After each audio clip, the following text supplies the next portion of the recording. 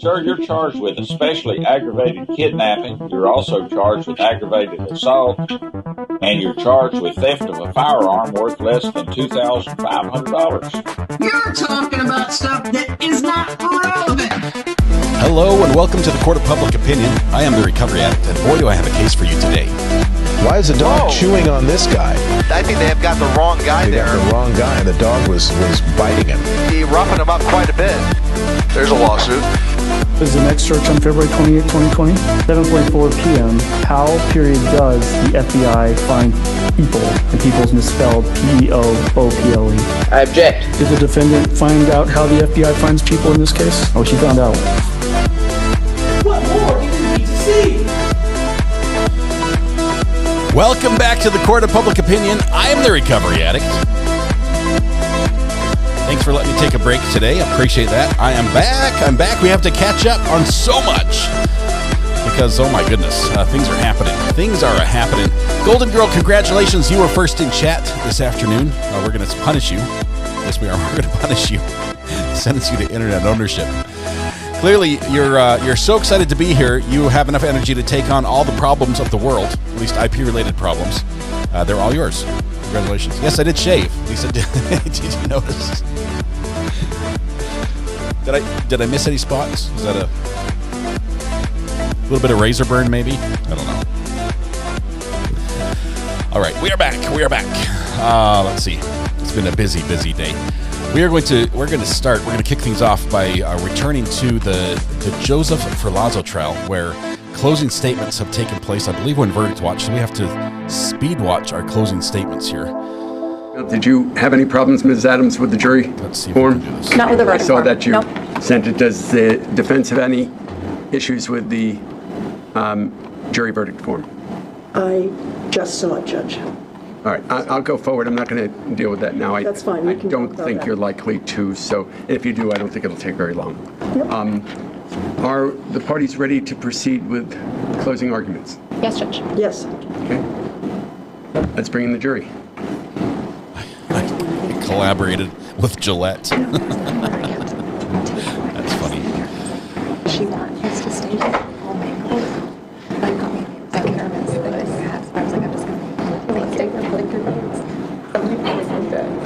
I have not watched these closings. Sorry, I forgot how bad the audio was over here.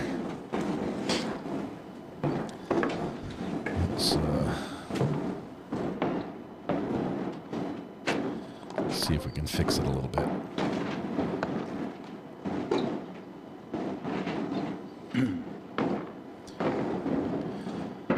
Here's the defendant. He was the last witness. He took the stand, testified in his own defense.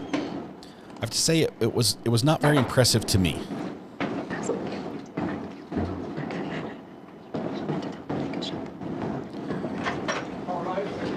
I don't know if they're deliberating. I assume they are. I don't know if they are right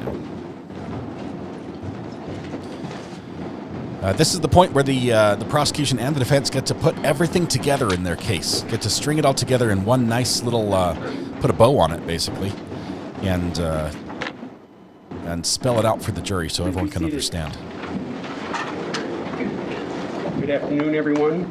I'll note the presence of all 16 members of the jury, and I'll ask my usual questions. Has anyone learned anything about this case outside of the courtroom since we adjourned yesterday from the proceedings? I am seeing, I think, 16 shakes of the head no. Did anybody read any accounts of this or discuss this case with anybody else since leaving the courtroom yesterday? Again, seeing shakes of the head no from all 16 members of the jury. It is now time for closing arguments. We'll start with the state. Ms. George. Thank you, Judge.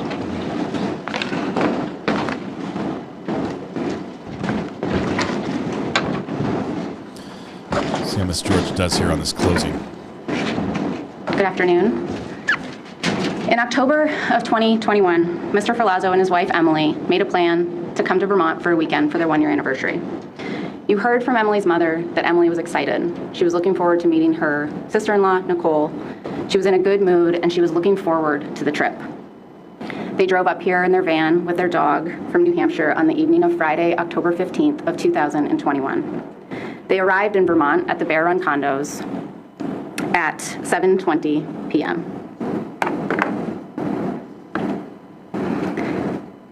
They parked at a condo complex on Bear Run in Bolton. They met with Nicole for about 15 minutes out in the parking lot inside the van with a plan for Mr. Ferlazzo and Emily to meet them inside the Airbnb to catch up, watch Netflix, and hang out. But they never did. And we know that Emily sent her last Facebook message to her family at 8:13 p.m. We know that Mr. Ferlazzo sent a text message to his sister Nicole inside the Airbnb at 9:39 p.m. Hey, we're gonna take the night to rest, smiley face. You still drink coffee? We'll see you tomorrow morning. Shortly after, Emily's last location data from her Facebook is logged as 10:14 p.m.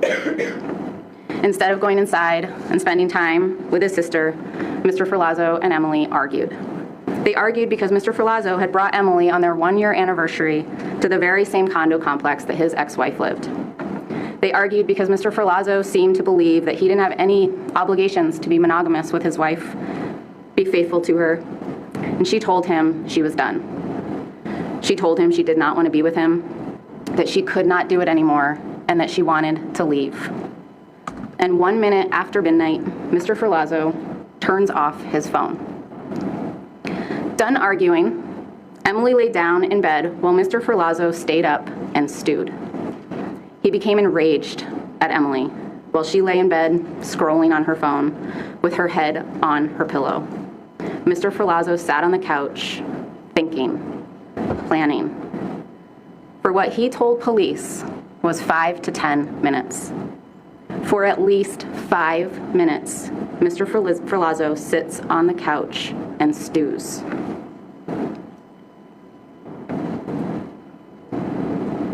Oh, she's got the timer. Some judges don't allow this. We're fast forwarding, obviously. This is a fast timer.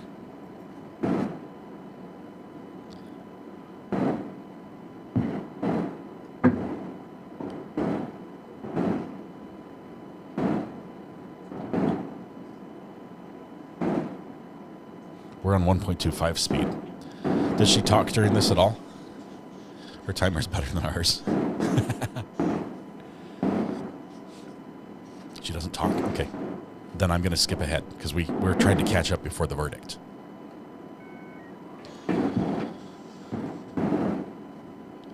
Okay, hold tight. We're gonna skip ahead.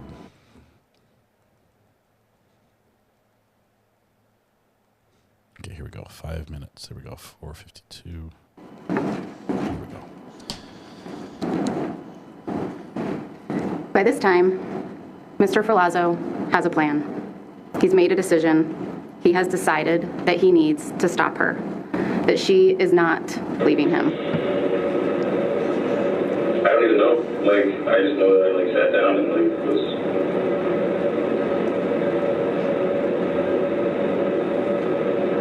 I don't know, something inside my head, just I remember feeling really warm, and I remember feeling blurry, and I don't know. Something inside me said enough is enough.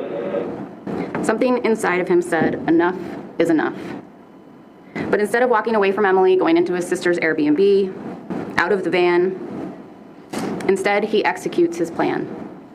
He got up from the couch, he went to the closet, he grabbed this Glock 19 with this silencer. He walked over to the bed. Emily's head was resting on this pillow. He picked up this throw pillow from the couch. He jumped onto the bed. He put this throw pillow over her face, and he shot her once and twice, directly into the left side of her head, killing her. Both of those bullets exited her skull on the right side of her head and came to rest inside the very pillow that her head was laying on. When you jumped on her, did she say anything to you? Something like,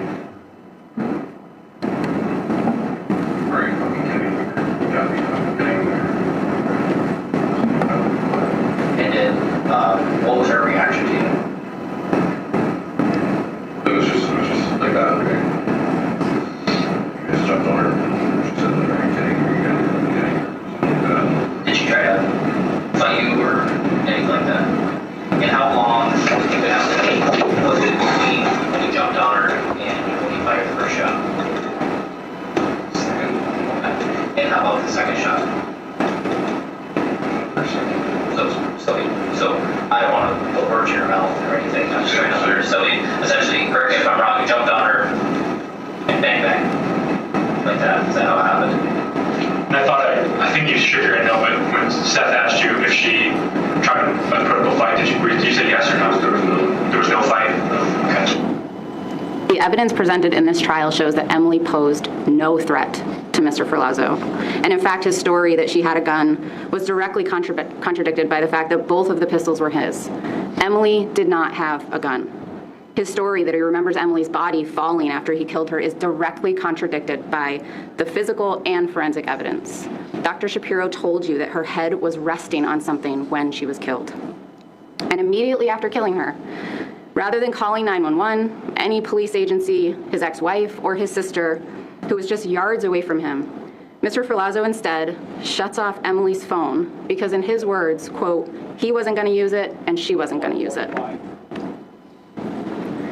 After he shut off her phone, Mr. Ferlazzo puts a Market Basket shopping bag over Emily's head, tied a garbage bag around her neck, used his 6-foot, 200-pound body to carry her 5'1", 130-pound body into the shower. He bagged up this bloody pillow, bagged up this red throw pillow, he bagged up this bloody pillowcase, this bloody sheet. He then put her shoes, her glasses, her wallet, and her phone in a plastic grocery bag, but was careful to keep her ID. He put new sheets, a new blanket, and new pillows on the bed, and he turns his phone back on at 1:35 a.m. Then he turns it off at 2:10, and back on at 3:39 a.m. Then he gets back in the very bed he just killed his wife in. And just a few hours later at 7:48 a.m., while his wife's body is in his shower, he texts his sister, "I can't sleep. Any interest in going for breakfast?" And even makes a recommendation on where to go. "Maxie's has really good breakfast, exclamation point. I just French pressed some coffee. Have you had coffee yet?" And off they go to Maxie's, where Mr. Ferlazzo has eggs and a mimosa. Then he drives his van from Bolton to St. Albans, parks the van on the property of his best friend. And rather than telling them that Emily's in the van, that he killed her, that he had to kill her, he tells them she took off. And then he sets up shop and starts to give his sister a tattoo. But not before sending Emily's phone a text message. "Whatever, exclamation point and angry face. I'm gonna spend time with Nikki while I can, exclamation point. Call me." And 3 hours later, he finishes his sister's tattoo. And an hour after that, he goes out to eat again, this time at Twig's, a gastropub in St. Albans. He eats dinner, he has drinks, and he gets a ride back to the Lang residence, and he again sleeps in the van with Emily's body still in the shower. And the next day, he goes out to Burlington with his sister, he gets coffee, and again, he goes out to eat. And again, he says nothing to Nicole about what he did to Emily. And after gallivanting around downtown, he heads back to St. Albans, and on his way, he stops at Hannaford to buy bleach. Because despite him continuing with his life as if nothing has happened, he does have a mess to clean up. That night, he hangs out with friends around a campfire. 2 of his best friends and an off-duty police officer. He engages in small talk. Doesn't mention Emily once. Doesn't even mention that he has a wife, as if she just doesn't exist. You heard testimony that the campfire wraps up around midnight when Mr. Ferlazzo gets back into the van, and while Emily's body lays feet away from him, he sends her phone another text message. The same phone that he turned off after killing her because she wasn't going to need it, and the same phone he threw away somewhere between Bolton and St. Albans.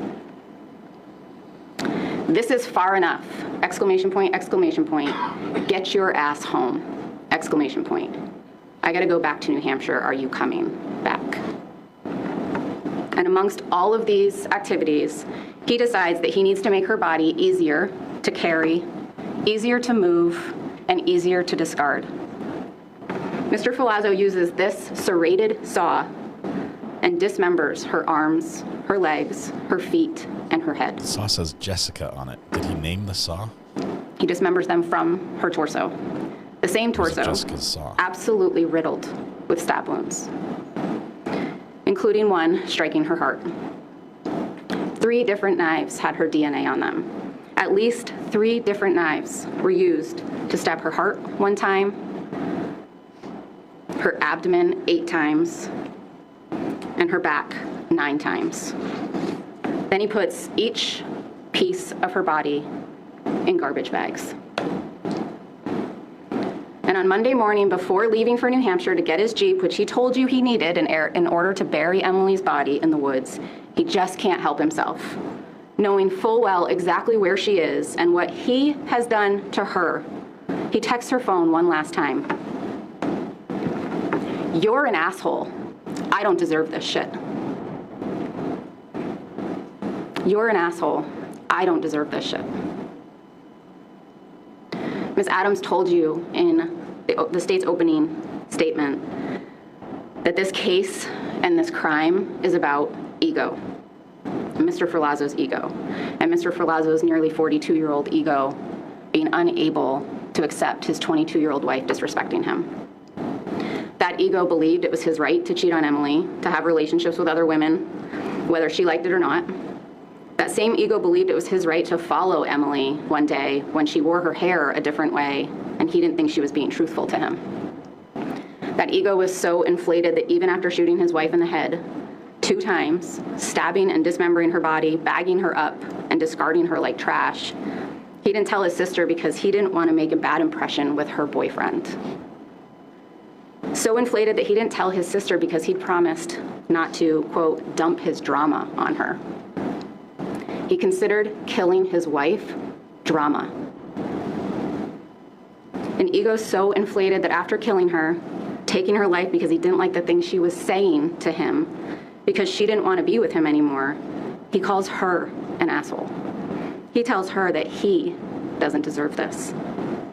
The state submits that it is Emily, and only Emily, that did not deserve this. All of the credible evidence presented by the state during this trial, the witness statements, the physical evidence, the forensic evidence, was checked and verified. The details of her death, the details of the weekend, of the dismemberment, the trip back to New Hampshire was all corroborated, checked, verified, proven, beyond a reasonable doubt. We are confident that you will find that Mr. Ferlazzo killed Emily and that that killing was unlawful. There was no legal justification for it. It was willful, it was intentional, it was deliberate, and it was premeditated. And the state requests that you find him guilty of first-degree murder. Wow, a sub 20-minute closing. Obviously, I think she gets another bite at the apple, but still, that was quick. Very succinct, very powerful, even with 5 minutes of it being silent. This is in my way. I guess it wasn't sub 20 minutes if you count the 5 minutes we fast forwarded through it. But very, very powerful.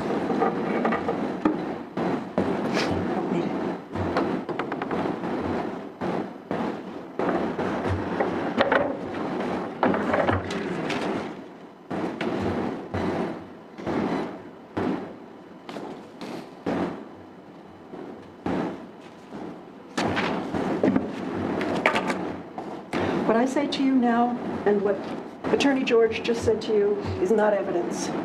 We're just giving you our spin on what we hope that you will conclude after your deliberations. It's up to you and only you to decide what the evidence shows. Not what I say, not what she said. You are the finders of fact, not us. There's been some conflicting evidence in this case, some undisputed evidence. You've seen the video of what Mr. Ferlazzo Joseph told the police on the day he was arrested and detained. You know that in that video, and as he told you yesterday, he hadn't slept for multiple days, he hadn't eaten. He says multiple times, my mind is scrambled, I'm not thinking clearly. But there is a roughly 2.5 hour recorded statement of what he tells the police happened. One of your jobs is going to be to decide if that was the whole story. If he was able, because of lack of sleep, the events that had transpired over the weekend prevented him from being clear and rational. You heard him tell you yesterday he has no memory whatsoever of that interview. None. He said it was like watching himself if he'd been at a party and been blackout drunk. He's seen that video 3 times now. He told you yesterday that he was revolted by his apparent detachment in describing the events of what happened over that weekend. And you saw him on multiple occasions express emotion in talking and thinking and remembering what happened. The detachment that he described, his demeanor, is part of his habitual. He said he was a closed person, very private, didn't like to express his feelings. And it's something he learned from childhood, something he learned in the course of his work as a tattoo artist, how to compartmentalize feelings, emotions. He told you as a tattoo artist he'd learned that because it hurts, you make small talk with people and distract them from the pain that they're experiencing. This is just a habit for him. It comes across, as he described, as revolting detachment, but it's his way of coping. What he told you yesterday is not what he told the police. He explained to you that his memory of what happened ended at some point that weekend. He remembers the events now. He remembers the events leading up to him shooting Emily. He remembers some of the events of Saturday, what he did. He doesn't remember much, if anything, of Sunday, Monday, Tuesday. He told you that after he had had an opportunity to sleep for a couple of days, he came to and he started having nightmares and remembering things, bits and pieces. And even as he talked to you yesterday, he said his memory is fragmented, very fragmented. And he is struggling to understand what happened and why.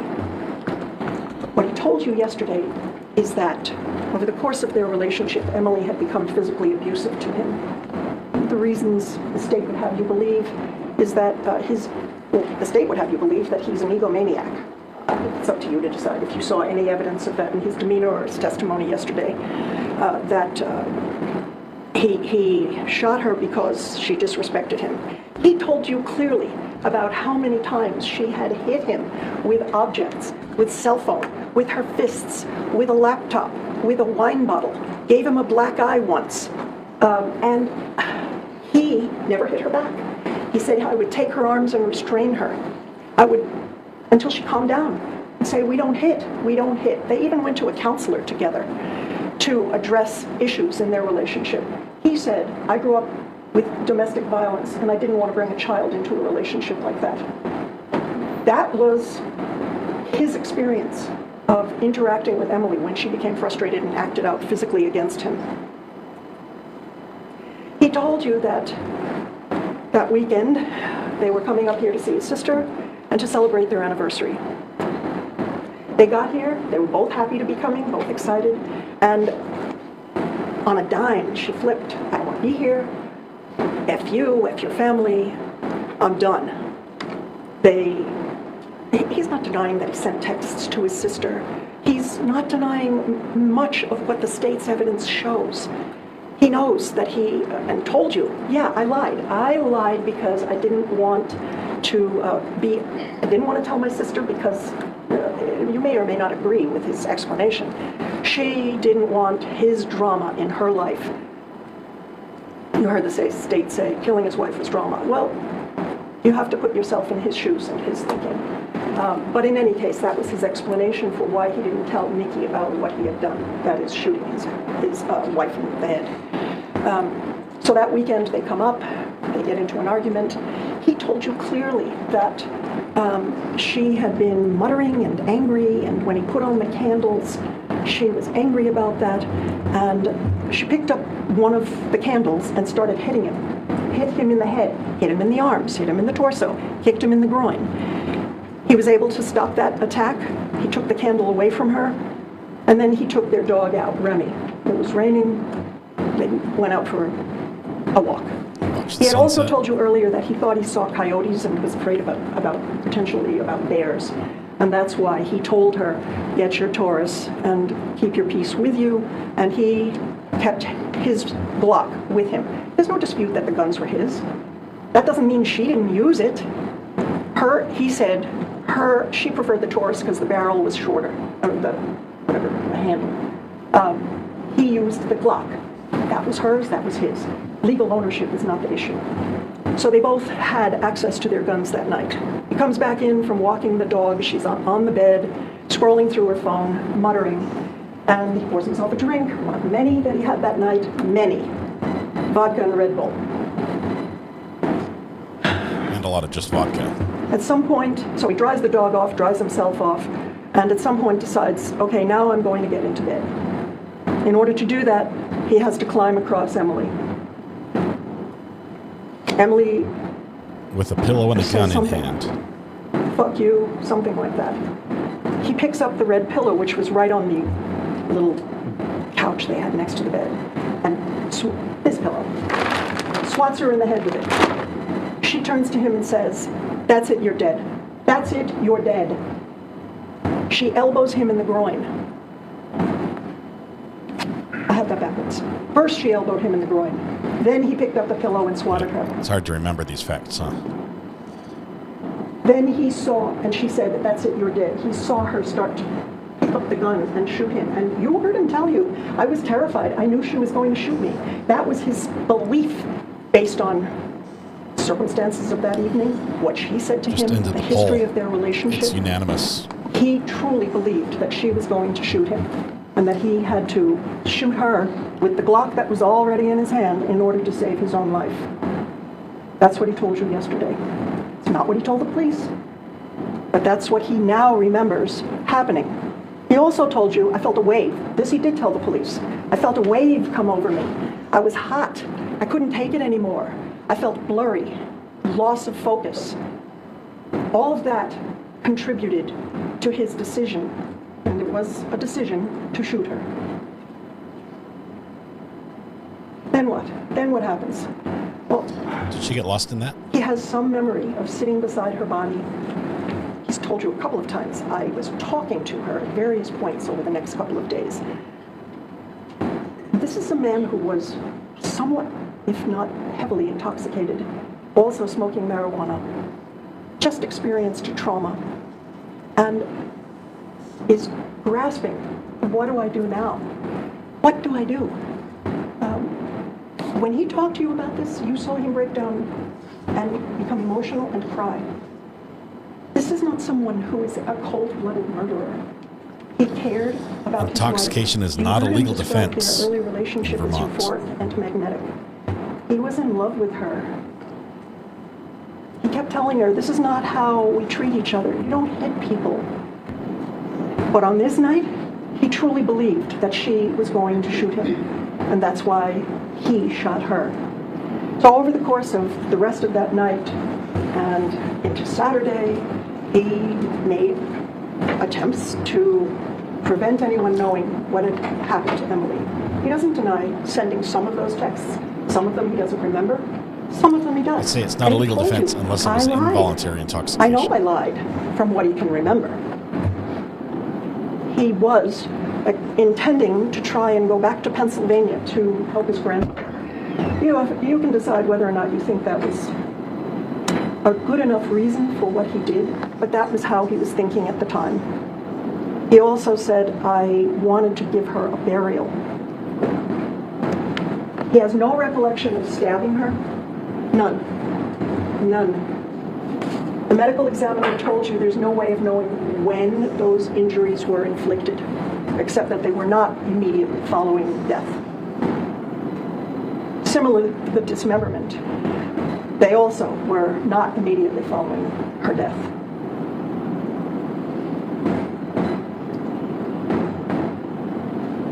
This is not an easy case because on the one hand you have verifiable evidence of what happened. But what you don't have is the why. Mr. Ferlazzo gave you the why yesterday. He explained why he did what he did. Your biggest job is going to be to decide, is he lying now just to get away with it? Is what he told the police in that interview the whole truth? He told you he has only partial memory of the events that followed, and he admits, I shot her. He knows, he's admitting that. That's not what this case is about. This case is about why did he shoot her.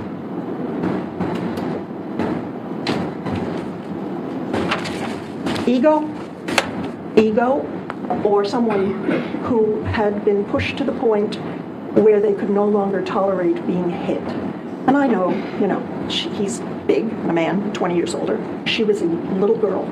You heard him tell you that she hit him and hurt him each time. She hit him with a bottle, hit him in the head with a wine bottle, hit him in the head with a big Yankee candle. That hurts. You can do that however right small, in the bun. or the discrepancy in your size. And he didn't hit her back. Not once. Except that one time with the pillow. And the gun.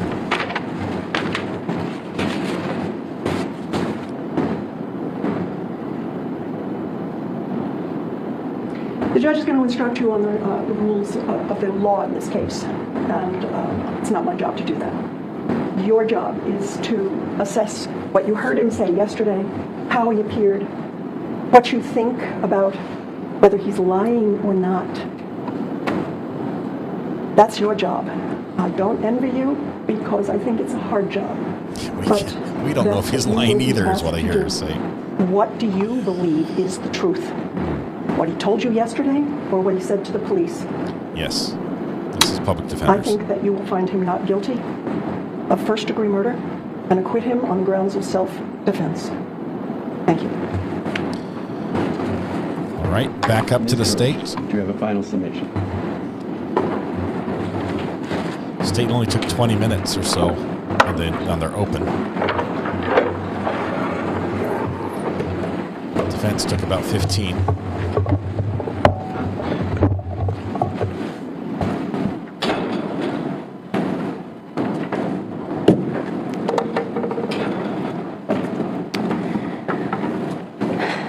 Mr. Ferlazzo claims that he doesn't remember what he told police, that he doesn't remember being in the interview with police, and that he doesn't remember much of the night he killed her, and that his memories were not full at the time and are still fragmented.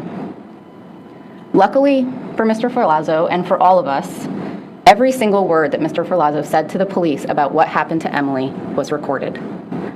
The reason that Trooper Cody turned on his body camera when he called Mr. Ferlazzo. The reason that Detective Voris did the interview in a room equipped with video and audio. The reason that Detective Voris made sure to have an extra recorder on his body when he went into different places, went to the breaks, went to the holding cell, just in case. The reason was all to make sure that everything Mr. Ferlazzo said about what happened to Emily was recorded, and that we would all be able to refresh his memory. You all heard every word that he said to the police, just days after he killed Emily. We played you every video, every recording. You have the transcripts. There are no secrets here about what was said or done. There are no mysteries. And immediately after signing the Miranda warning with Detective Voris, Joseph was ready to talk. All right. So, Joe, is it fair to say that you have an idea of what we want to talk about? Yeah. All right. I'm here to talk to you. Like, you don't have to be around us. Okay. I'm sure you already talked to Spencer. I fucked up. Like I said, I had a fucking lapse. And did something that I can't undo. So here we are. And less than 2 minutes after that.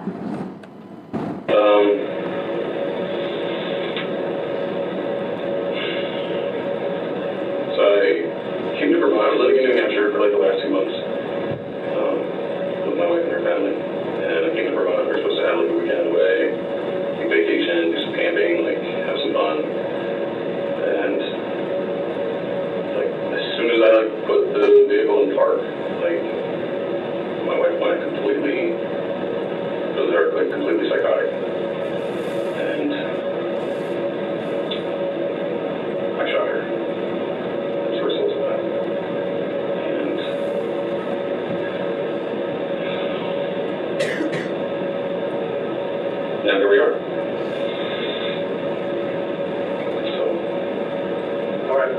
you, where did that happen? Bolton, Vermont. Okay. So, I guess my next question is, when did that happen? Saturday. Do you know about what time? Saturday evening? Alright. No. Saturday morning. I think I was thinking. It was Saturday morning. The state believes that the interview, the recordings, and the transcripts of the same all show that Mr. Ferlazzo was ready, he was willing, and he was able to give a coherent, a voluntary statement. You saw for yourself how he interacted with police throughout this interview, and you saw for yourself how he presented on the stand. You heard him outline in the interview with police in great detail what led up to shooting Emily twice in the head, and never, not once, did he say that Emily was a threat to him, that she had a gun, that he thought she was going to kill him.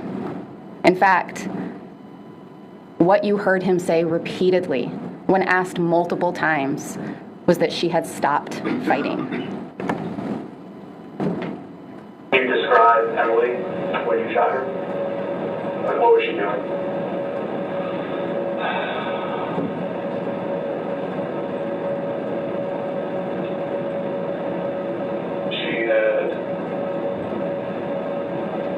She had stopped fighting, and she had gone and laid down, and jumped on top of her. And I shot her. How many times? She had stopped fighting, she had gone and laid down. I went and jumped on her, and I shot her in the head. The physical and forensic evidence shows that Mr. Ferlazzo did not act in self-defense. Just days later, he had no injuries, no bumps, no lumps, no bruises, no scratches, no burn marks from this alleged burning candle that was wrestled over during this interaction that he testified to yesterday. The physical and forensic evidence shows that this was willful, that he intended to do it. His actions were deliberate. They were not provoked under any circumstances, and they were premeditated. He planned to kill her during that 5 minutes, and he executed that plan. Mr. Ferlazzo's statement to police is detailed, it's thoughtful, it's thorough. At times, you see him correct himself if he gets a detail wrong. He goes out of his way to correct it with police. He's given opportunities to warm up, to sleep, to eat, to drink, to smoke. He was given numerous breaks. He had time to contemplate and correct inaccuracies, fill in the details when police asked for them. And while this was, while she was watching the bed, where were you when the Oh, I'm sitting right here on this little couch. I already touched on that. Sure. And I think we had asked where the Glock was currently, but where did you get it from? It was in the closet. Where's the closet? This is the closet. Okay. It was on the couch. Okay.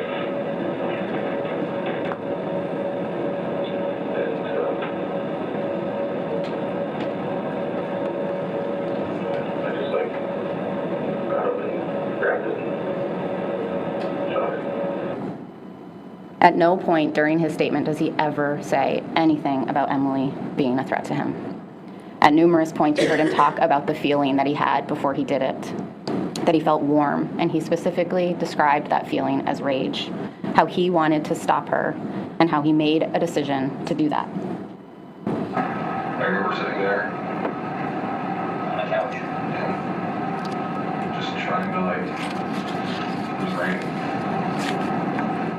I remember I was just watching the rain. It was lightning. I was on vacation and I was just trying to enjoy myself and stay up with rain. And I kept trying to relax and she just trying to unfurl my piece. And I was just I just felt this weight come over me.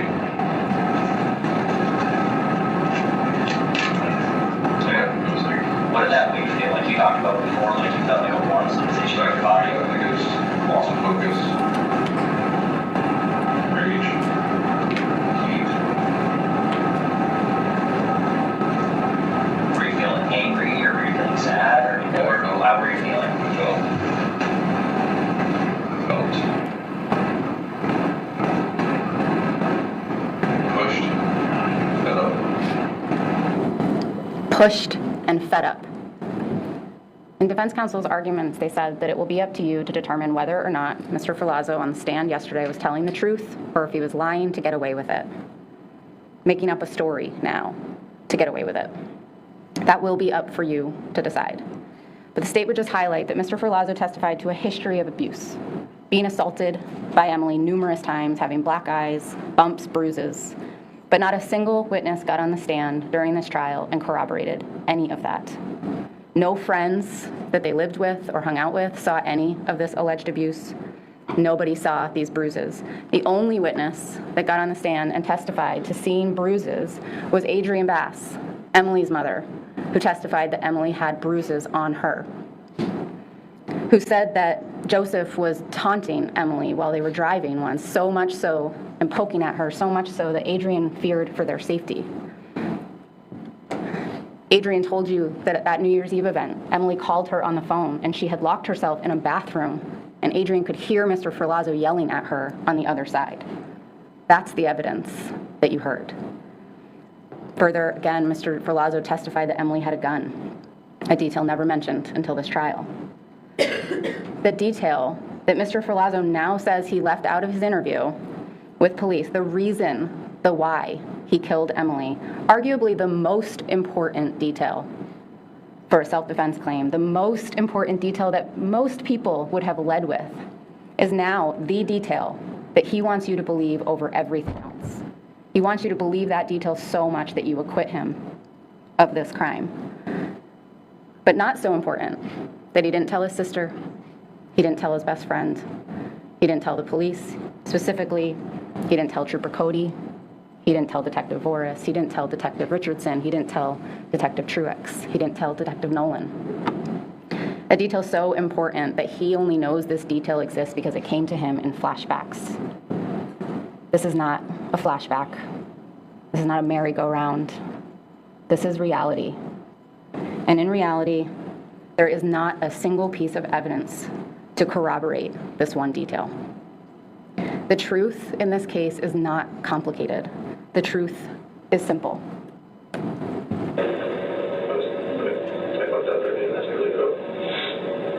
I fucked up. I made a mess.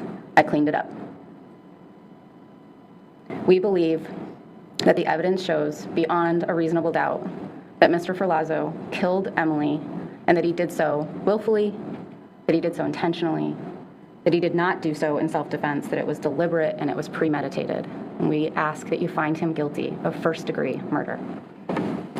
Judge, may we approach, please? Judge, we'll want another bite of the apple. Can we start over this case and maybe get a new jury? And maybe this time my client won't testify? I don't know. I don't know what you say here at this point. The case is over. We voted. It's funny. We had the 209 people voted, and because of the mathematically, it showed 0% voted no, even though one of you did. But after it was 1 in 209, which was less than 1%. So it was unanimous. On the guilty side, we came in pretty much all on the same side on this one. Nobody effectively said that that they believed that this was a killing that was done in self-defense, which is justifiable homicide if you're defending yourself. That's his story. Apparently nobody bought it.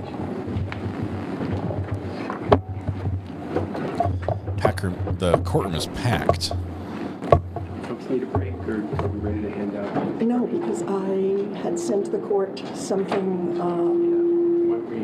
We have one last detail to deal with, then we'll bring it in quickly and go into the closing jury instructions, and then you'll get the case. Okay, but we'll take a quick break.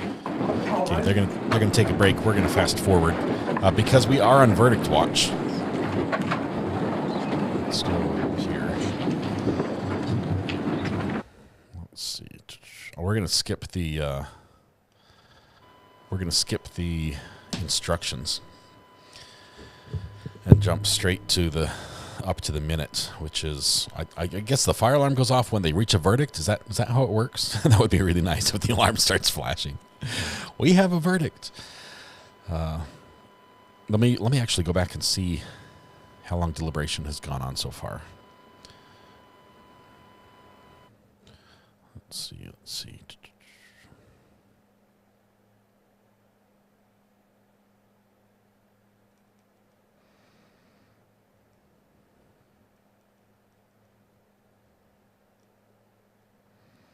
Looks like deliberation began. It's been an hour. They've been deliberating for 1 hour, which is not very long, but 55 minutes and 18 seconds. Thank you, Angelique. That's a precise answer. I went with the general 1 hour answer. Come on. There we go. See if I can get rid of that high-pitched squeal in our ears. Let's see, 3.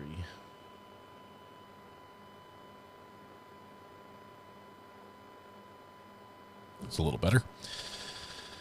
Harmonic's still there, but the main one's gone. All right. We are now in the verdict watch, which I think, let's see, let's replace this pin message. I'm not sure. Did we do a poll on how long it would take to make a verdict? We usually, when we're this united on a verdict, we're also fairly united on it being a quick verdict, in that it would probably come in the under 4 hour mark, which is a quick verdict, under 4 hours.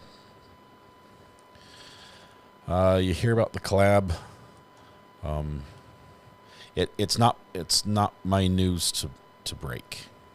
Makes sense. You'll hear about the collab when it is available. So I'm not going to out that. See, I can keep a secret. The reason why I can keep a secret, I used to work for the Department of Defense, and one of the requirements to work in the Department of Defense is to keep secrets, quite literally. Had a top secret SCI clearance, which is the highest clearance level you can get without being a member of, Congress or the president. so it's all good. Yes, we're going to be on Broken Baker. It's all good, guys. When I know, you'll know. Thanks, Mrs. Ari. You got my back on this one. All right. We're going to be on Broken Baker Saturday morning at, I believe, 9 a.m.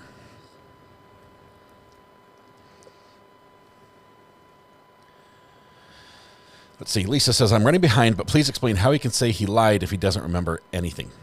Okay, this is a hard thing to wrap my head around as well, Lisa. So this is a great question. Joseph says he does not recall even ever speaking to the police. The whole, I was in custody, he doesn't recall telling his friend, confessing to his friend. Yep. Shh. Don't say anything. It's a secret. Hush, hush. Thank you.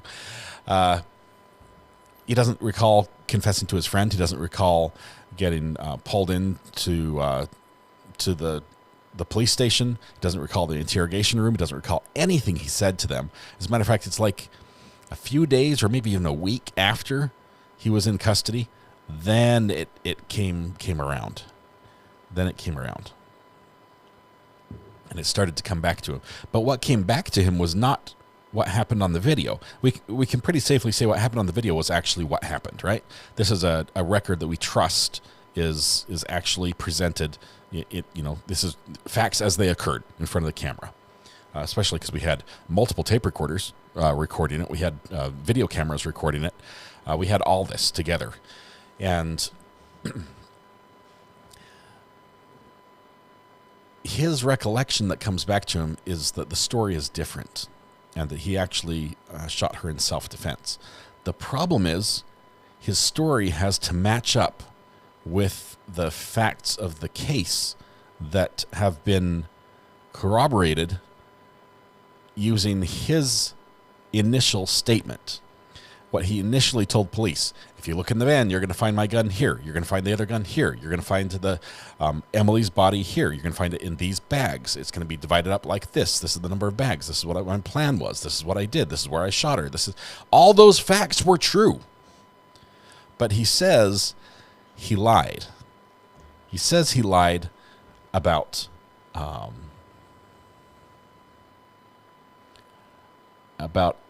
everything, and the truth is, he lied because he doesn't remember. His brain was in another place. His body was disconnected from his mind for that period and didn't come back together till a week after. So the problem is everything he said matched the evidence the police found, but he says that's not true, and what I'm telling you now is true, and that's completely different than what I said before. It's a huge stretch. And you know that the defense attorney doesn't believe it, because every time she recounts the story, he says, he told you this. Yeah, she can't say he didn't, because she doesn't believe it herself, I think. He told you. He told you he doesn't remember. He told you. Yes, he did. He told us a lot of things. Yeah, that's... I'm going to turn this off. It's driving my ears nuts. UFO erased his memory. The problem is it looks so bad. And for him to detach himself from all the parts of this case that look really bad on him, right? I think he called it the two-planet theory. Yeah, he was on another planet at the time. He had checked out. He detaches himself from everything that makes him look guilty, that makes him look like he is in the wrong. The only thing he ever admits to that puts him in the wrong is using a pillow to hit Emily's face with after she elbowed him in the groin. And I think the only reason he admits to that is because he has to account for the pillow on the scene. Why there are bullet holes in the pillow. So he's willing to surrender that little bit, because everything else, according to his second story, everything else, he is the hero. She's the zero. He's the hero. Everything he does is right. He's the peacemaker. It doesn't matter what you do to me. I will never raise my voice. I will never hit. I will never turn to violence.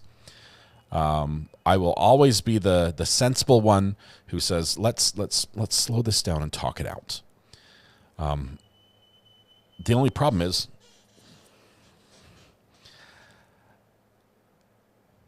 he shot her twice. And the evidence shows she was laying down when he shot her. She was in bed with a pillow pressed to one side of her head and the other pillow on the other one. And so his story about her, fighting, in the moment, and, her body just going limp and falling back to the bed, it doesn't add up with the evidence. Kathy, I see you trolling in here. Yeah, I think you are our one vote on the not guilty side. I see the troll comments. It does not add up. I don't think there was even a time for her to say anything to him.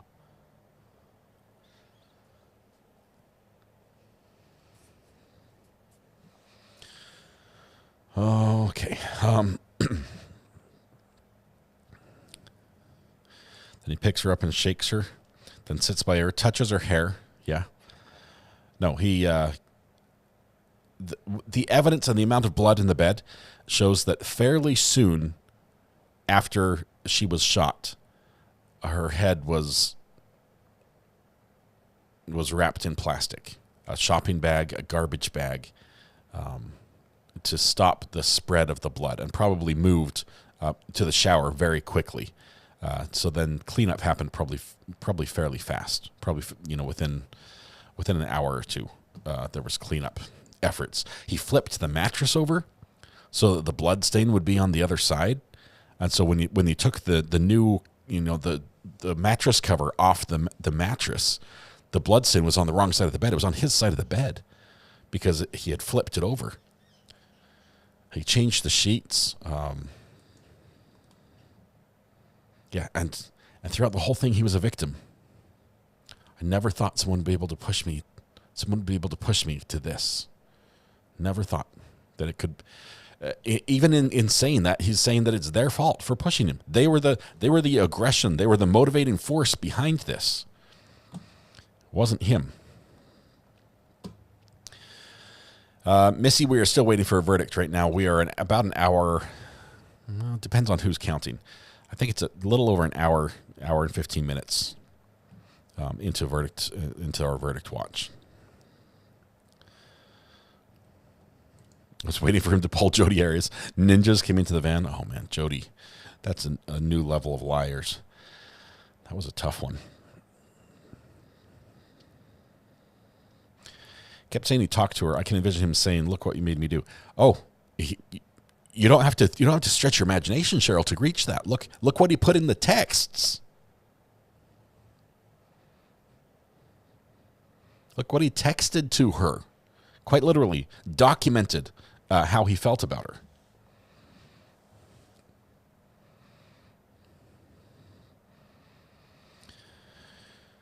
Oh, what about Judge Boyd?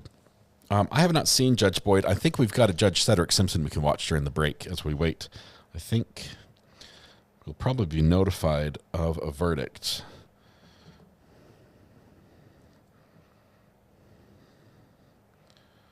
Let's see. Keep an eye out for a verdict. Let me see if I can bring you the Cedric Simpson updates, because I think our pro se guy shows up. Soft sit guy. 5 hour 33 minutes. That's today.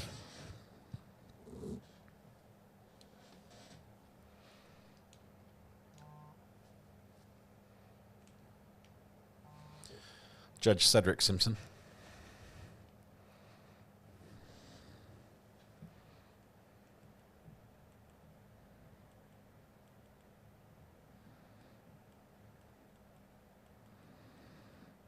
So hard to find his channel. There's so many people reposting his stuff. Okay, come on. There it is.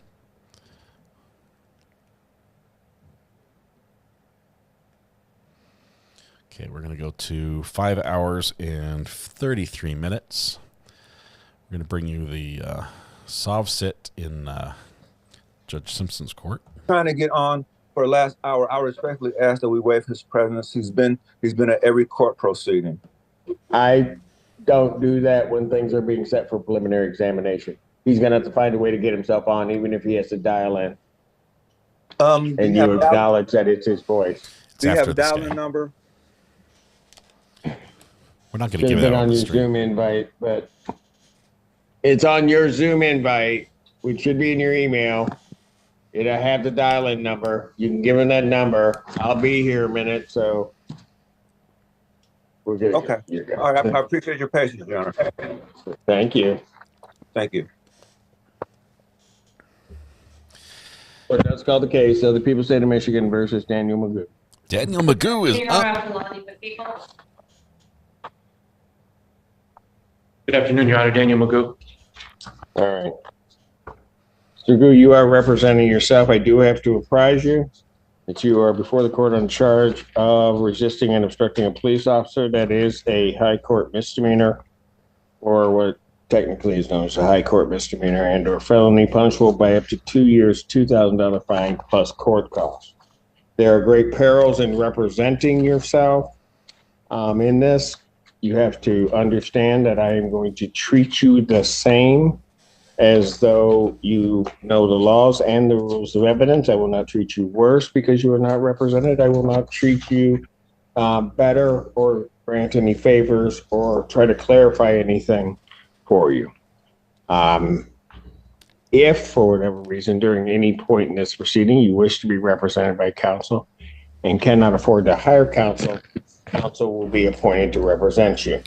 As I have in the past hearings, asked you to acknowledge what I've said. I'm going to only indicate that I believe that you understand English. You believe that the words that I have said to you are understood, so that we don't get into, you need to remove the gum from your mouth. And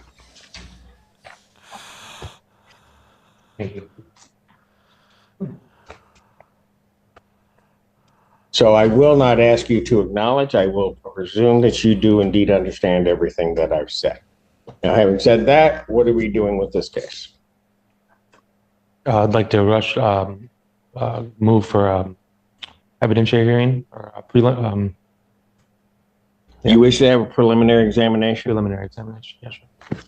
Would the people have their witnesses available the second? We can try, Your Honor, but before moving toward that, would the court be willing to make its inquiries about discovery? I am aware of the defendant having filed a writ of mandamus with the Court of Appeals of the state of Michigan. Yes. That was subsequently dismissed without prejudice by the Court of Appeals. Correct. Contained within that, though, there are allegations that my office has violated its Brady obligations and has not provided sufficient discovery. So I'm not sure if we're ready to move forward to preliminary exam. The defendant is saying that he doesn't have all of the discovery. That is the concern of the record I feel compelled to make at this time, though, is that the people have provided, I do believe, complete discovery to the defendant, and I believe that some of the representations that were made in this writ of mandamus that has been dismissed appear to allege that things that have already been denied by this court should be produced. Furthermore, the defendant filed a motion with no notice of hearing attached to it. So there's an outstanding motion in this case as well, no hearing date scheduled. So I'm hoping that you can sort of reconcile both of those things as to whether or not discovery is something the defendant's prepared to move forward, and if he ever has filed a notice of hearing to go along with the motion that I received in this case on 11/22. He filed a writ of mandamus. Your response? My response is that I thought this was the hearing that we were setting for the motion. So if I have to set a motion for a notice of hearing for that motion, I will do that today, Your Honor, promptly.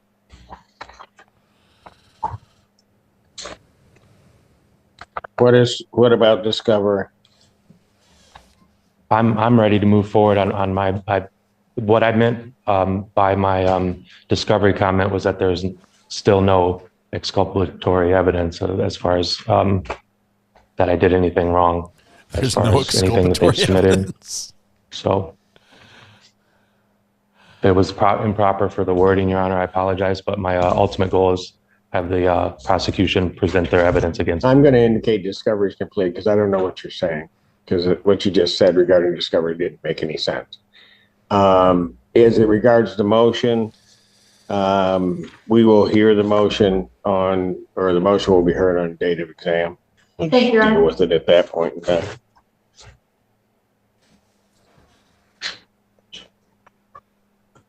So the people would have their witnesses available on the second. We can try for the second, Your Honor. Preliminary examination in person, January 2nd, 2025, 12. Yeah. 12 noon, that is before me. Thank you, Your Honor. And continue. Okay. Let me pause for a second. Well, we're done with him. Mark the dates. Here we go. We'll put that down in the calendar. We'll just follow this as it goes. First thing next year, we're going to pick that one up. He files a writ of mandamus with the Supreme Court. A writ of mandamus is an extraordinary measure in part of which you have to prove that you have no other remedy available to you. He hasn't even had his preliminary hearing, and in the writ of mandamus, he's like, Supreme Court, you have to intervene. There's a Brady violation. They haven't even given me the exculpatory evidence, the stuff that shows I'm not guilty. It was thrown out. It was thrown out completely. Oh my goodness. He's just using words. He's using words that he does not know what they mean. And he's bouncing like a pinball around the judicial system, causing wreckage everywhere he goes. Oh my goodness. Lawyering is hard. Law school is expensive. He's got to do something. The judge in a heartbeat would assign a public defender to Mr. Magoo in a heartbeat. It would save everyone so much heartache and ulcers.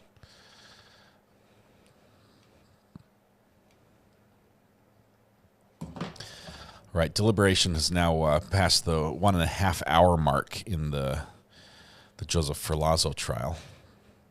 which is about an hour and 30 minutes longer than what I expected. My goodness. How did Dr. Russell go this afternoon? Is that still ongoing?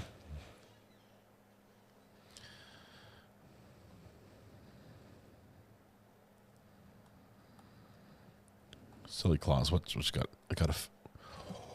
Oh, Silly Claus. Unfortunately, I don't think you're able to talk much about those. They button those up quite a bit. But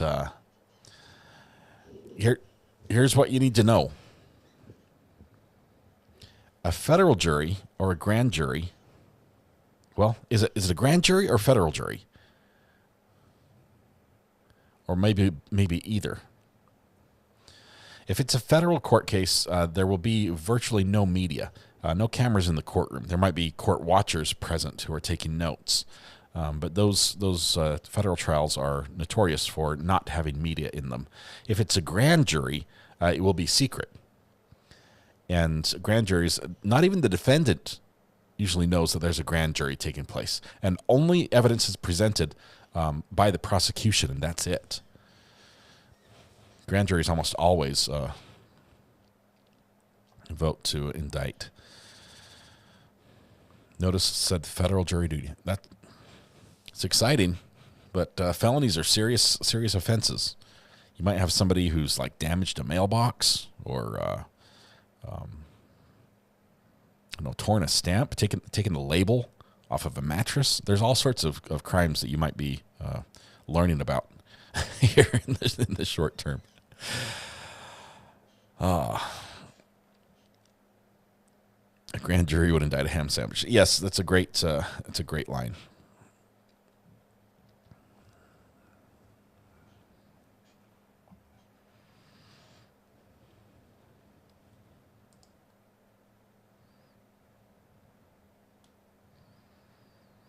You have to watch to see what Dr. Russell says to Hank Brenman when he shows her his expert dog bite book. It's priceless, soundbite worthy.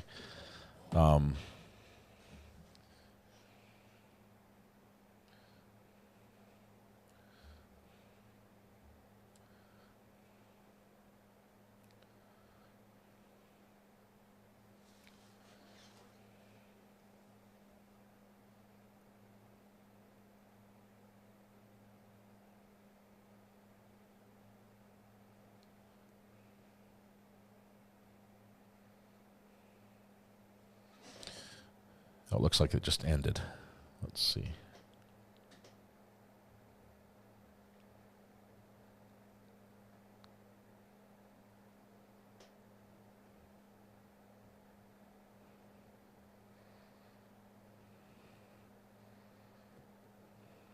Does he hold up the book?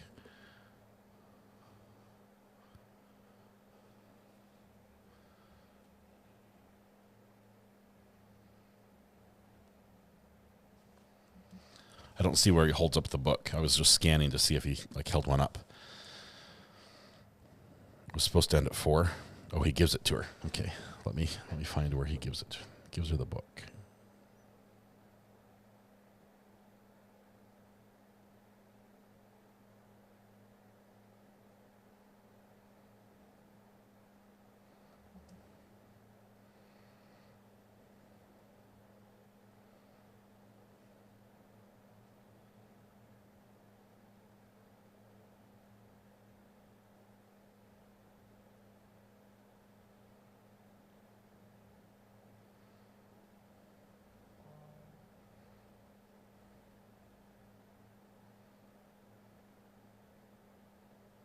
I think I found it. Let's make this full screen. Bring it up over there.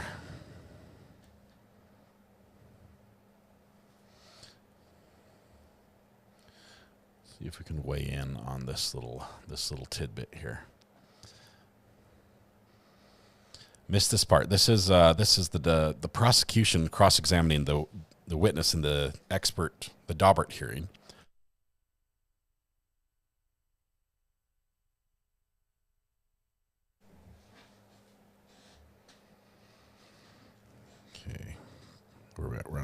or 6, right?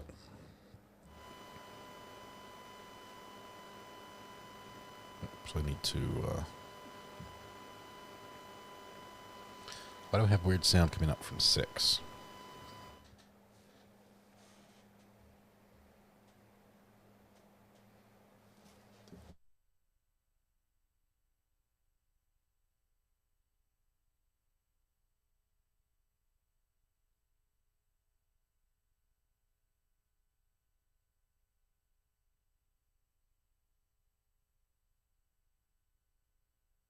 Oh, thank you, Silly Claus. I'll look into that in a minute.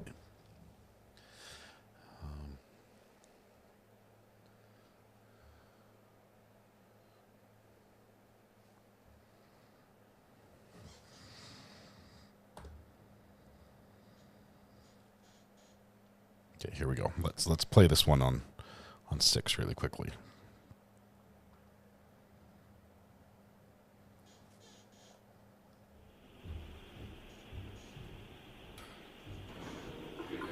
Thank you. Goes to the book.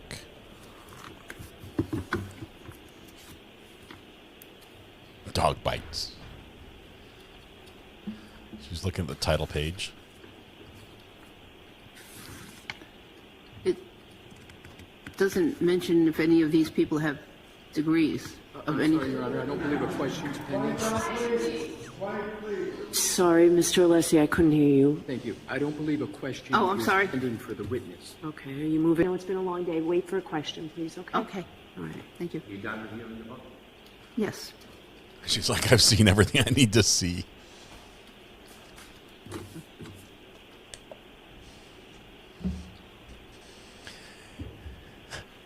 Puts it on defense table. You've, through your testimony, attempted to or suggested there's a distinction between canine law enforcement wounds and that of domestic. Yes. But domestic dogs can cut the skin. Correct. Cause serious injury. Okay, that is Yes. that is funny. I don't see. None of these people have degrees. They're just people who got bit once by a dog. The book is on Amazon. Is it on sale? I did find a page where it mentions the author has degrees. Authors have degrees. Academia, they guard their territory well. $85 hardcover only. C's get degrees, Abby. I may or may not have lived by that principle.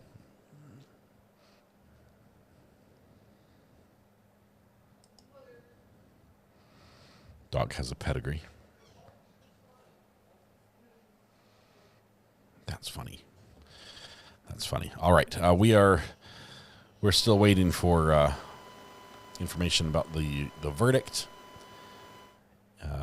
Hour and 40 minutes, roughly, hour and 42 minutes of deliberation time. It's like 100 degrees in my studio. Now, let me tell you why. It's cold outside, but my kids, because Kiki's here, the kids are opening the door and running in and out. So all the cold air is coming in and all the hot air is going out. And my room, for some reason, this room has 2 heat registers that function very well, better than the rest of the house. And so when the rest of the house gets cold because they open and shut the door, this room gets very hot and they're cold. So they keep turning the heat up and it cooks me in my studio. I guess there's not a Carbites book. Dark Cloud, that's funny.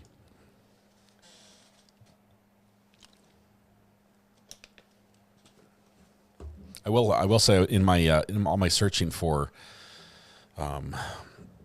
stuff I wanted to buy from government auctions, I did find a truckload of dog food. Truckload. Purple coconut.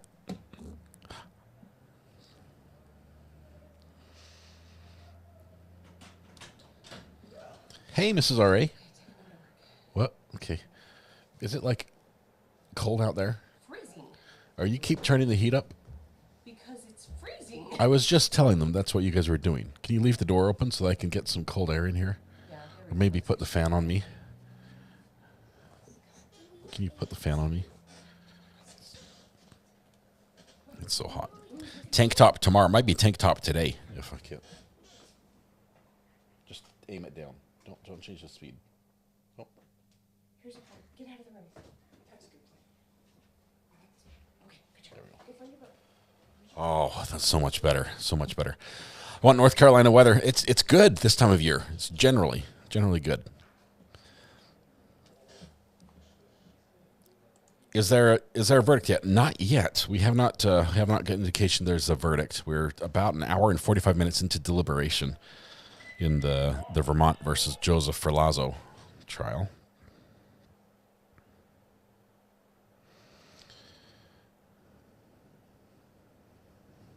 Nice. Who says they have the stopwatch going? Who is this? Is this Josh? No. Wish my phone would tell me who people are, but it gets rid of their names. You have to periodically, when you text me, just say, this is so-and-so, so I can remember who it is, because my phone doesn't... Apparently, I put too many names in my contacts field, and it just doesn't remember any anymore. Come on, Jerry, I need to go to sleep, says Ozzy. You're on the other side of the world, Ozzy. It's probably early... Well, it's probably either late at night or early in the morning. Melissa, appreciate that. Thank you very much. It's always good to remind me who you are on the text messages, just so I can remember who you are. Let's see. I do have a stopwatch going, but I didn't text you that, says Josh. Josh, I figured you would. Somebody else texted me that they have a stopwatch on this as well.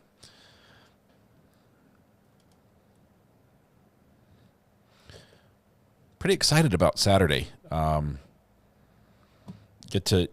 Broken Baker has rated us lots of times. We've rated him a couple times. Generally right when he's about to end his show, when we're covering the same trial, and we finish like 2 minutes before him, and he's about to wrap up, and then we rate him, and he's like, I was just closing. But I'm excited. I think we're going to do 9 a.m. on Saturday, which would be a good time for him because he's in Denmark. And I have no idea what we're going to talk about. So if you guys have suggestions or questions that I can ask Broken Baker, or what you'd like to hear us just shoot the breeze about, I imagine it's going to be sort of like a free-for-all topic-wise, and not very tightly structured. That would be awesome. Danish history. There you go, Adam. Let's get some good Danish history questions. Maybe play the Denmark version of Are You Smarter Than a Fifth Leveler? What do they call it? I don't know what they do, grades over there or what. Angelique, I set the stopwatch and texted you. I started as soon as they got up to leave the court. Thank you, Angelique. You just have to text me once a second so I can see what the current time is.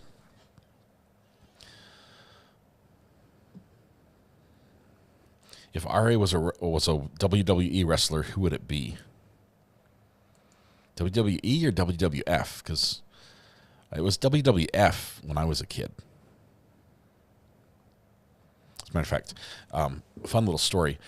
We visited, we drove up the coast. I think it was the scenic highway, California, up to like Oregon or something, and visited with some friends up in, I think it was Oregon or Washington. I don't remember which state, one of those two, when I was a little kid.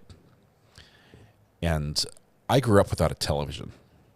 We show up at their house, and they've got like a pretty big television for the time period. Like, it was a tube TV, but it was a pretty big TV, and they're watching WWF, which I had never even heard of before. Men in Speedos jumping off railings and smashing each other with chairs and things. Wow, what an eye-opening experience. Just dumped into that world. I'm like, I'm not sure what was happening. I didn't know it existed, and just never saw Glow. I don't think I've ever intentionally watched WWE or WWF. I mean, I know like Hulk Hogan and The Undertaker and Bigfoot. No, that's Monster Truck. I don't know my WWF. Burner, hour and a half. We've got varying somewhere between an hour and 50 minutes and an hour and a half, depending on who's counting. Are you doing a poll? We started late. So we did a poll. Virtually 100% of us think that he's guilty.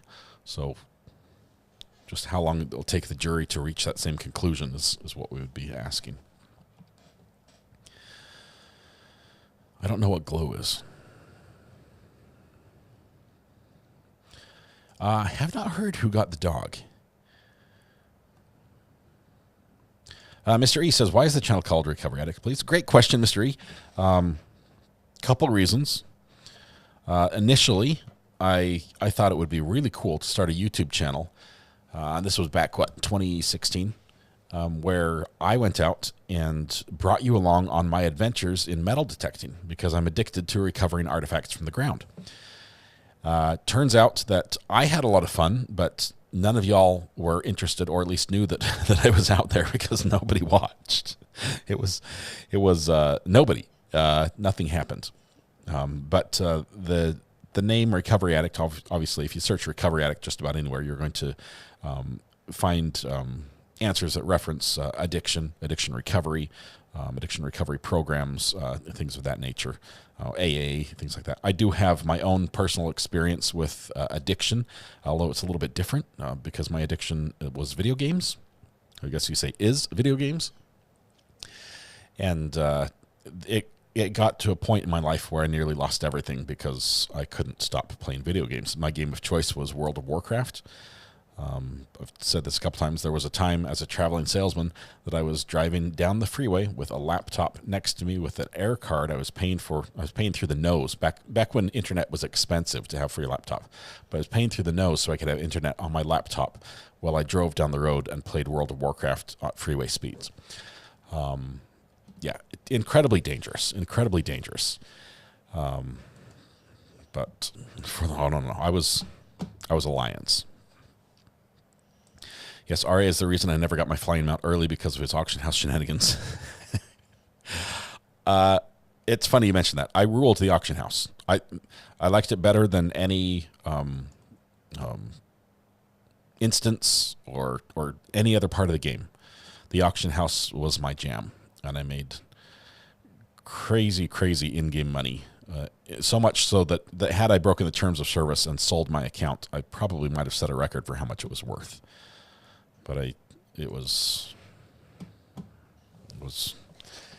I'm really good at doing bad things in an open market. Let's put it that way. Finding ways to corner a market and then extract it for all it's worth. I was phenomenal at.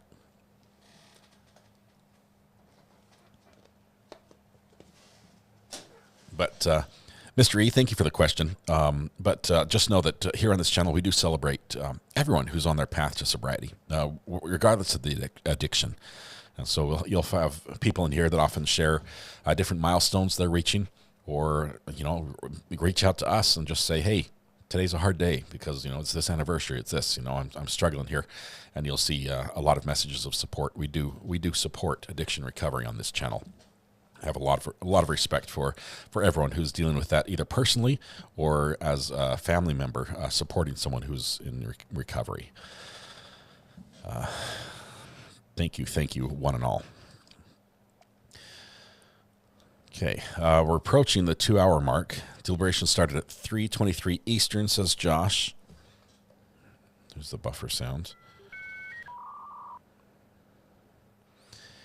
LNC has it at 1 hour and 53 minutes. Court TV, I think, lower.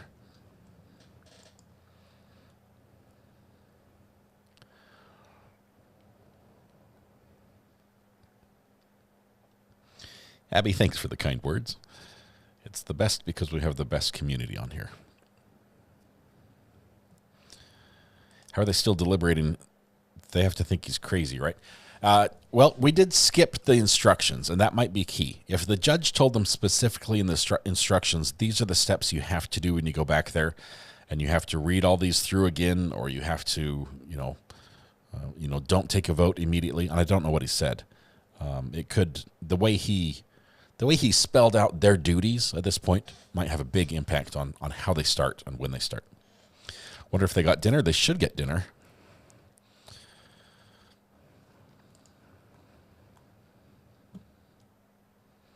Judge has to leave at 6, which means we've got 1 more hour for deliberation. Has he told the jury this?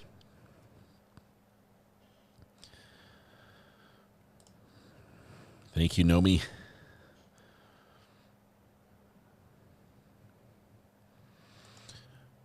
Master Eden. I was I think I was a night elf.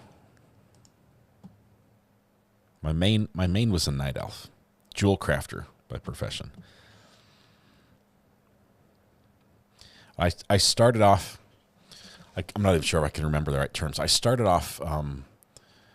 There's a very low level instance in World of Warcraft that's out by the farm area, where there's a bunch of bandits. I forget what it was.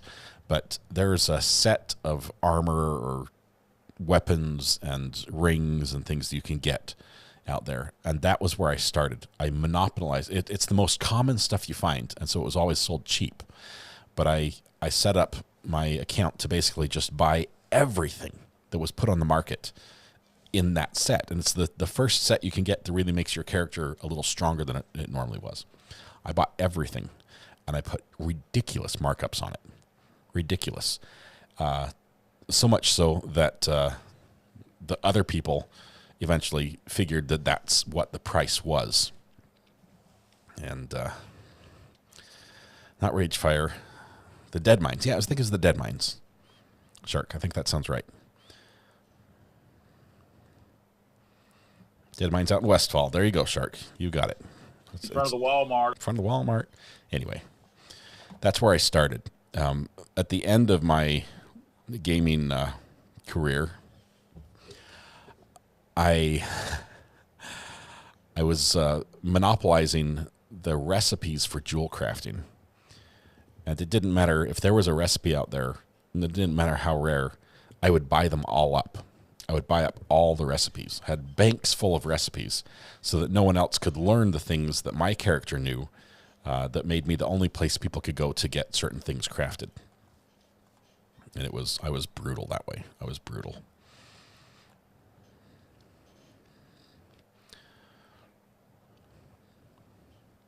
I just ran back and forth from the mailbox to the auction house to the bank.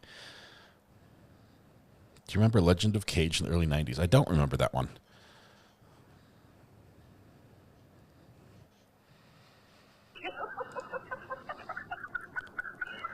I hear a laughter there. Let's see. Oh, Lucas says, can I maybe get some thoughts and prayers for one of my closest friends? She's battling metastatic lung cancer. She's not doing good at the moment. Just in fear of leaving her. Luca, definitely. Thank you. First, thanks for asking. Thanks for sharing. And thanks to the community. I can see people pouring out response as well. Luca.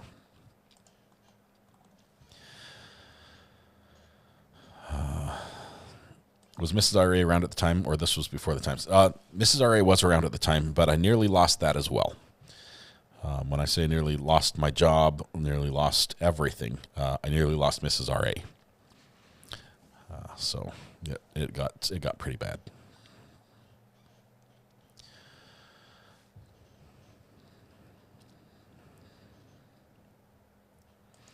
Court deliberations will stop in 1 hour, which will basically give them about 3 hours, 2.5 to 3 hours of deliberations today.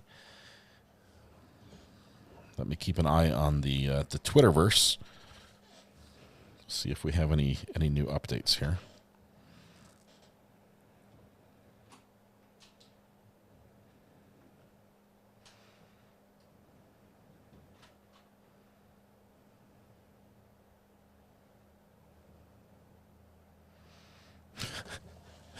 I love this when a company makes a comment publicly and people add context on Twitter. YouTube TV says, a message to our members. We have always worked to offer the content you love with features to enjoy the best of live TV. To keep up with rising content costs, we're updating our monthly price to $82.99 a month. Readers added context.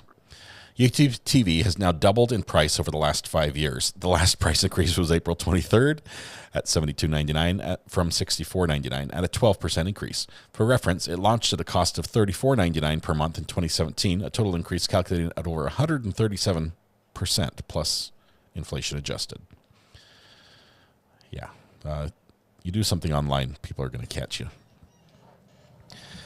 YouTube TV was like it was the cut the cord, use YouTube TV instead thing. It was so much cheaper, and now it's basically becoming cable TV again at the same price.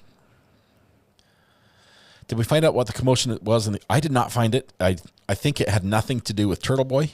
That's all I found.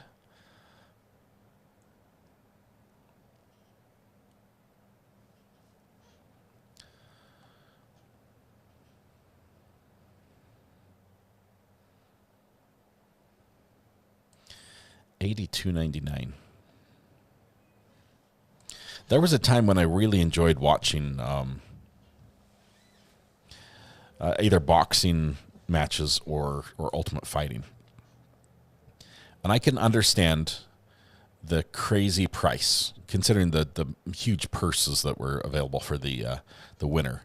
I can understand the crazy price of a pay-per-view event, but I would never, in my wildest dreams, pay for it just to watch myself. It would always be something where a bunch of people would get together and we would watch it at one place, or we would go out to eat and get a table and watch it at the table.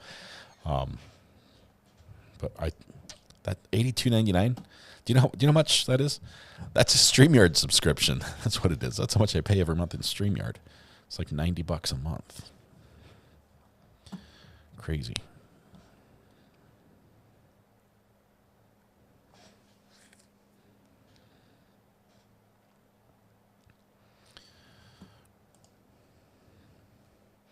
Love playing Pac-Man at Pizza Hut. For me, it was Street Fighter at 7-Eleven. Thank you, Tickle.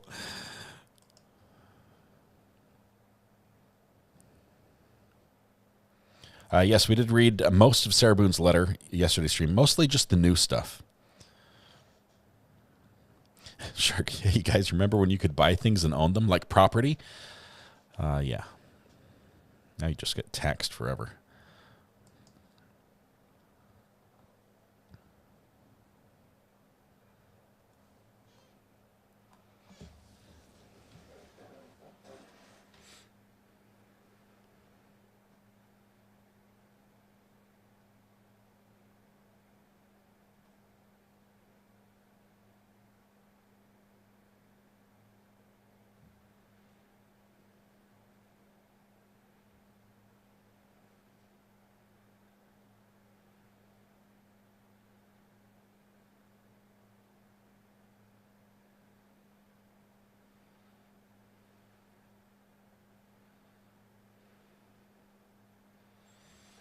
Looking for any updates in this case that I can find.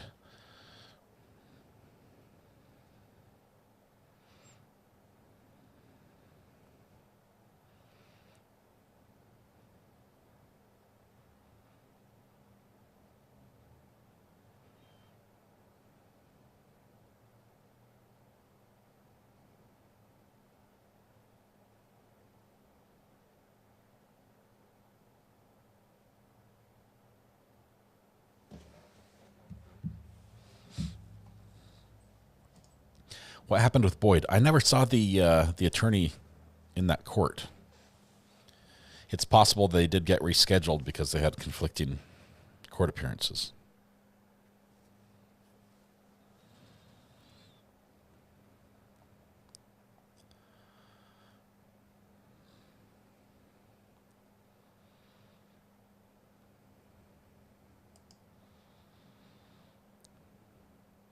Both good games, Purple Coconut. Like them. Was the doctor given the go-ahead in Karen Reed? I did not see that. Maybe you guys can let me know. Did the judge rule on this? Here's what I'll say. If the doctor is restricted or prevented from testifying fully as an expert in the areas where she's, had such extensive experience and training and, taught and everything else. If she's restricted, who is the state going to bring in that will then be allowed? Because who in the world could the state get in that is better than her at that? I can't see it. There was a stream from yesterday. Should be out there.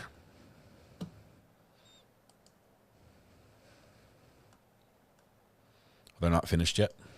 Continued to January 7th. Renee Smitley gifted a membership. Thank you very much. Renee, that's awesome. The doctor isn't done testifying. She's coming back January 7th. Maybe they can find a better book between now and then. The Boyd case was from Tuesday, not yesterday, but she doesn't have a posted stream from Wednesday. Oh, so we missed it that way. Bummer.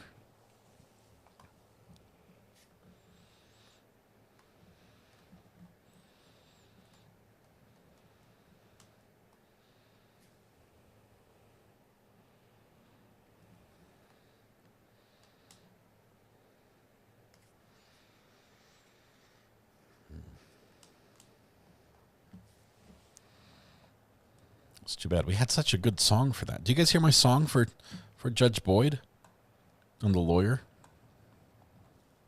I thought that was probably one. Oops. I thought that was one of our better ones.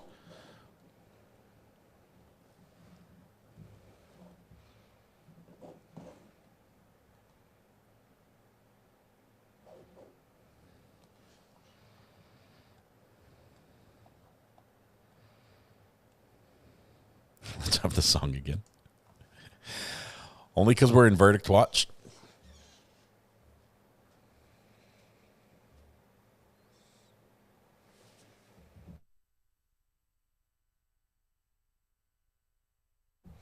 Okay, so before I play the song, let me explain a couple things.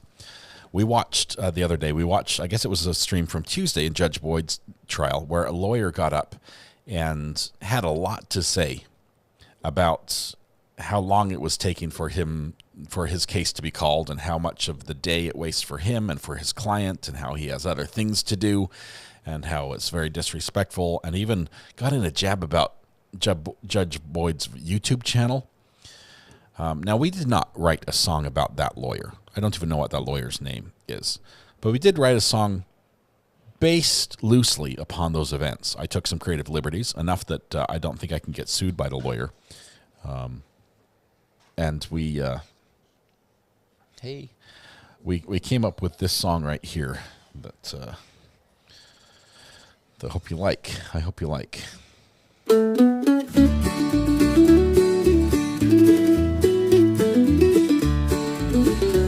In a small town courtroom on a Wednesday morn, a lawyer named Dan was gabbing up a storm. Kept on complaining, said he'd rather be fishing. Told Judge Boyd that his time she was missing. Dan's briefcase was full of papers and complaints, but his biggest gripe was time he'd rather waste. Said, Judge, I got things I'd much rather do. Judge Boyd just sighed and said, well, boo-hoo. Oh, Dan the lawyer wouldn't cease his cry. Courtroom echoed with his long-winded whine. Judge Boyd just smiled, she had it all on tape. Uploaded to her channel, Dan's Big Mistake.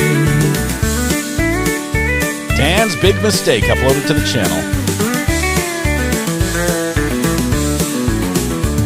Your Honor, he said, this court's a bore. I've got a life outside this courtroom floor. Judge Boyd rolled her eyes, hit record anew. Dan, that's enough, we're all tired of you.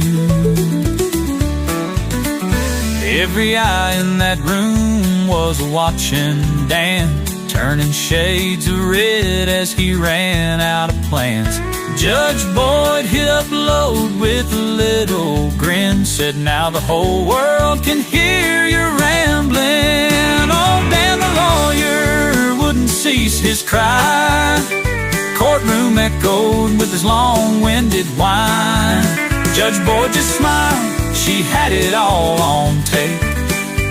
Uploaded to her channel, Dan's big mistake.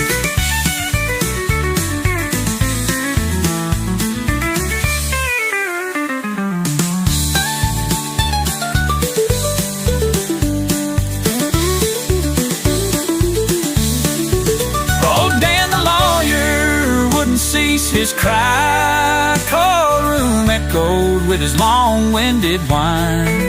Judge Boyd just smiled, she had it all on tape. Uploaded to her channel, Dan's big mistake.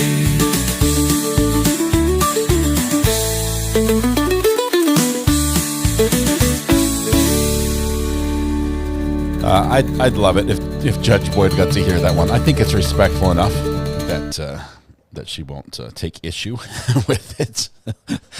But yeah, she doesn't put up with any crap from lawyers, nor should she. So that is on our playlist. You can find it on our Suno album playlist right there. We have other great songs like I've had enough, boss. One of my personal favorites, Grandpa's OnlyFans, Chaos in the Courtroom, Justice Shadows, Jury's Call, Godfathers of YouTube, starring Ian Runkle and Law and Lumber. We've got the Miranda Rights song, Martha Jane's Missing 38, and of course Big Dill. Some good songs over there. I don't know how to send it to Judge Boyd.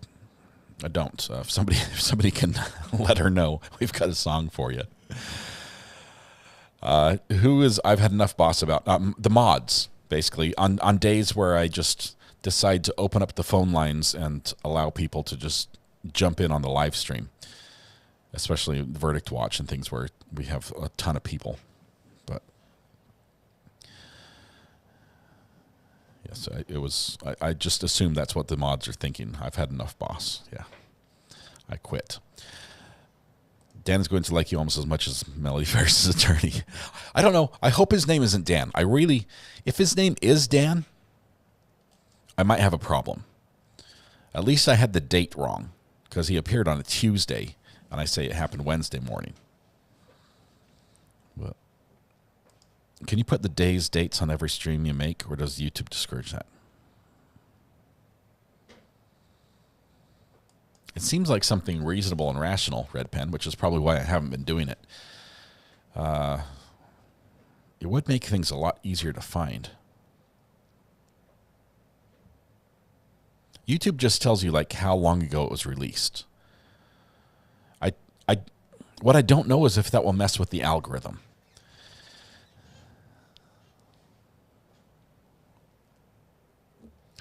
Verdict clock is now showing plus 2 hours by pretty much everybody's count.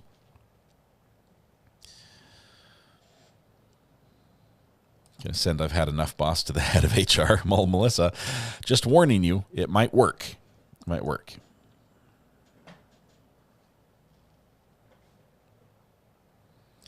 Sure makes it hard to find things for nominating for awards program. Yeah.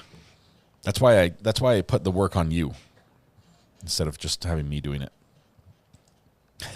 Brady B, honesty is the best policy. I am to blame. That is true.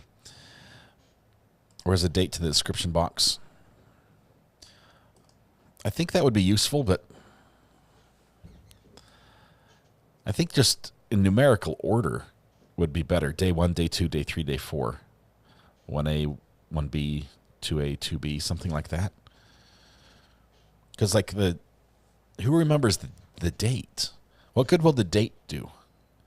Do you guys like mark on the calendar, this is the day that something happened?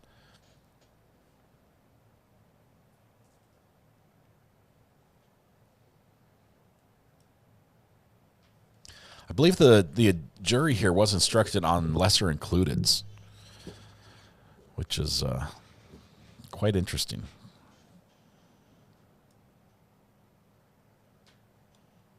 You can look at the comments on each video. Bob says, I don't mind. I never watch RA's videos. Thank you also for some honesty, Bob.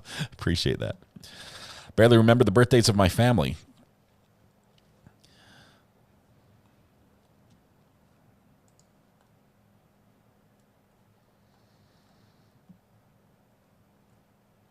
There are probably a lot of things I could do on the channel that would make it better. And you've listed a couple. I will probably adopt one of them, but most likely not one of the ones you named. Description, title, likes, views, date, far right. Sinbad, it's over at Brandy's and missed the poll. The poll we did was, is he guilty? We had 209 votes, and it came back as 99 said yes, 0 said no. Now, I know for a fact that right around the 74th, 75th vote on the poll, somebody clicked the not guilty button. But when we let the total votes roll up above 200, that statistically became negligible, and it became a 0. So we basically had 208 to 1, or 100% said guilty. John Davenport says, you're the best part of my week. The weekends don't matter because RA isn't streaming. John. It was awesome to meet you, John, by the way. We have meet up with you in, well, I met you before, but it was awesome to meet up with you when we were out in Utah. Thanks for coming to the movie premiere with me. Brandy says, I got to see the drones in Albuquerque, New Mexico last night. 3 of them went in a cubic path around the entire city every 15 minutes over an hour, recorded it all. Okay, so there was just a statement released by the Department of Homeland Security about the drones in New Jersey. And they basically said they're not unmanned, so nobody's breaking any rules. Apparently, the drones that are flying around at night in New Jersey have people in them. So, yes, this is your reminder to go vote for Ian Runkle as the most entertaining creator on the Gundies. Why? Because we here in Canada hate you and hope for bad things for you because we hate you. There you go. That's why.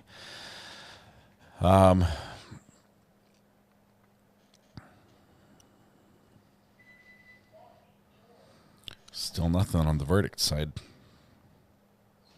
I am a little surprised.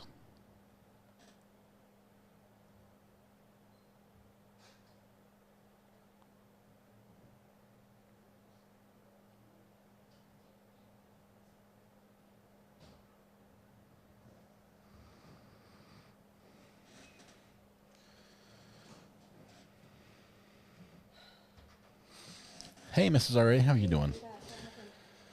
We're on a verdict watch that's been just over 2 hours. 2 hours and 18 minutes, I guess, roughly.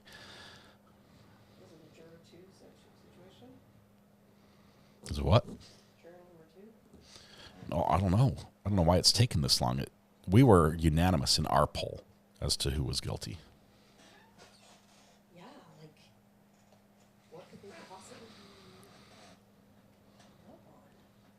No. I would even go so far to say that the defense attorney in her closing statements nearly tripped over herself, saying that that they pretty much didn't disagree with most of the evidence the state brought in against their client. Yeah, I heard. Like, so you'll have to decide. You just have to decide when he was lying. Was it now or then? That's the hard part, and I don't envy you. Because I can't tell. Yeah, that was an interesting closing. Well, can you imagine? Do you want to talk? Here. Oh, thank you, bud. I was just saying, can you imagine being given this case and just have it dropped off on your desk? Okay, this is who you're going to be defending. He did fully confess to everything. Like, awesome. I was hoping I'd get a case like this. The jurors are like, oh, this should be easy. We'll be home in time for dinner. Well, that's what I'm wondering. Are they feeding them? Like, what is taking so long? They better. Here, you have some headphones. Explain this to me again. Why do I need the headphones? So you can hear what I hear when you talk. But I can't. I hear that, actually. We have a spam call. Okay. This is perfect. Hang on. Hello? Hello? Hello. Yes, hi there. Good afternoon. My name is Nicholas. I'm giving you a courtesy call about vacation time that you had in the past. We're doing some following up work, and it shows that you didn't travel on all your trips, probably because of COVID, right? That was bad. Mm-hmm. Okay. I mean, so we're reaching out to you. You have some travel credits available for you, so you're still interested in vacationing and cruising? Oh, I love it. Hey, honey, it's about the vacationing. Okay. Do you want to get on? No. That's terrible. I was going to bring you on. I can't play that game. I was going to make Mrs. Ari. I was going to put Mrs. Ari on the spot. Oh, was going to. You fully did. I was just going to let it splat. I was like, no, not available. He wanted me to say yes. Why? He wanted yeses. And I don't like saying yeses because some people are there's I'm not sure if it's a rumor or what, but there are some people that will call you and record your yes and use that as authorization to make a charge on your behalf or charge your phone something. It's really, really fishy. Mm. But these are the kind of people who deal in fishiness. They'll use the soundbite. Yeah, I was gonna get you in on the. Yeah, you know what I would do? I'd be like, he's tricking you, spammer. I'm sorry. You should hang up now. No, I'd be like, honey, remember that cruise? Remember the cruise we were going to go on? I remember in real life that we went to one of those, oh my gosh, what is it called? Where they sit you down and they just try to convince you forever to buy. Timeshare. Yes, timeshare. It was terrible. Yeah. I don't think we ever got the prize. Like they gave it to us. Consolidation prize for sitting through all that. Yeah, it was uncomfortable. Like, they kept trying to say things. They're like, would you like to go on a cruise? I was like, no, I'm afraid of sharks. They're like, okay, well, would you like to fly somewhere? I was like, no, I'm afraid of heights. They're like, who the heck let this lady in this room? I actually just like staying at home and not doing anything. The last time I said yes, I ended up single shortly thereafter, says Josh. Donna, I'm here. We're waiting. We're on verdict watch here. Nothing is happening yet of any significant import. It's been over 2 hours, 2 hours 20 minutes by L&C's clock. Okay, legitimately, what are they talking about? Who? What the jury? What to eat for dinner? I mean, seriously, what is there to discuss? Well, there's only one thing. If they believe that the elements of the charge were met, which the defense did not argue. They didn't say they didn't prove this element, that element. The defense was really quick. The defense went in, laid down. They're like, I quit. She got up, she waved the white flag and says, look, I tried. I tried. Do your thing. I agree with you. I'm on your side. I'll be the 13th vote. It's going to be unanimous. But they might be looking at the different elements of the charge and saying, did the state prove this particular point? Do you think maybe they're saying it's a man's life, and even though it all looks really bad, let's give him the respect of going over all the details? This is our job. Let's do our job. No, I don't. I don't think they are, because they just watched a video of a guy who said, I cut up my wife, 20 years younger than me. I cut her up and stuck her in 8 bags and left her in the shower for 3 days while I went out and out to eat. So yeah, it was. I don't think they're thinking, oh, this poor guy. I think they're thinking we have to do our job here, but they're not thinking. Yeah, it's Mrs. Ari's regretting coming in here.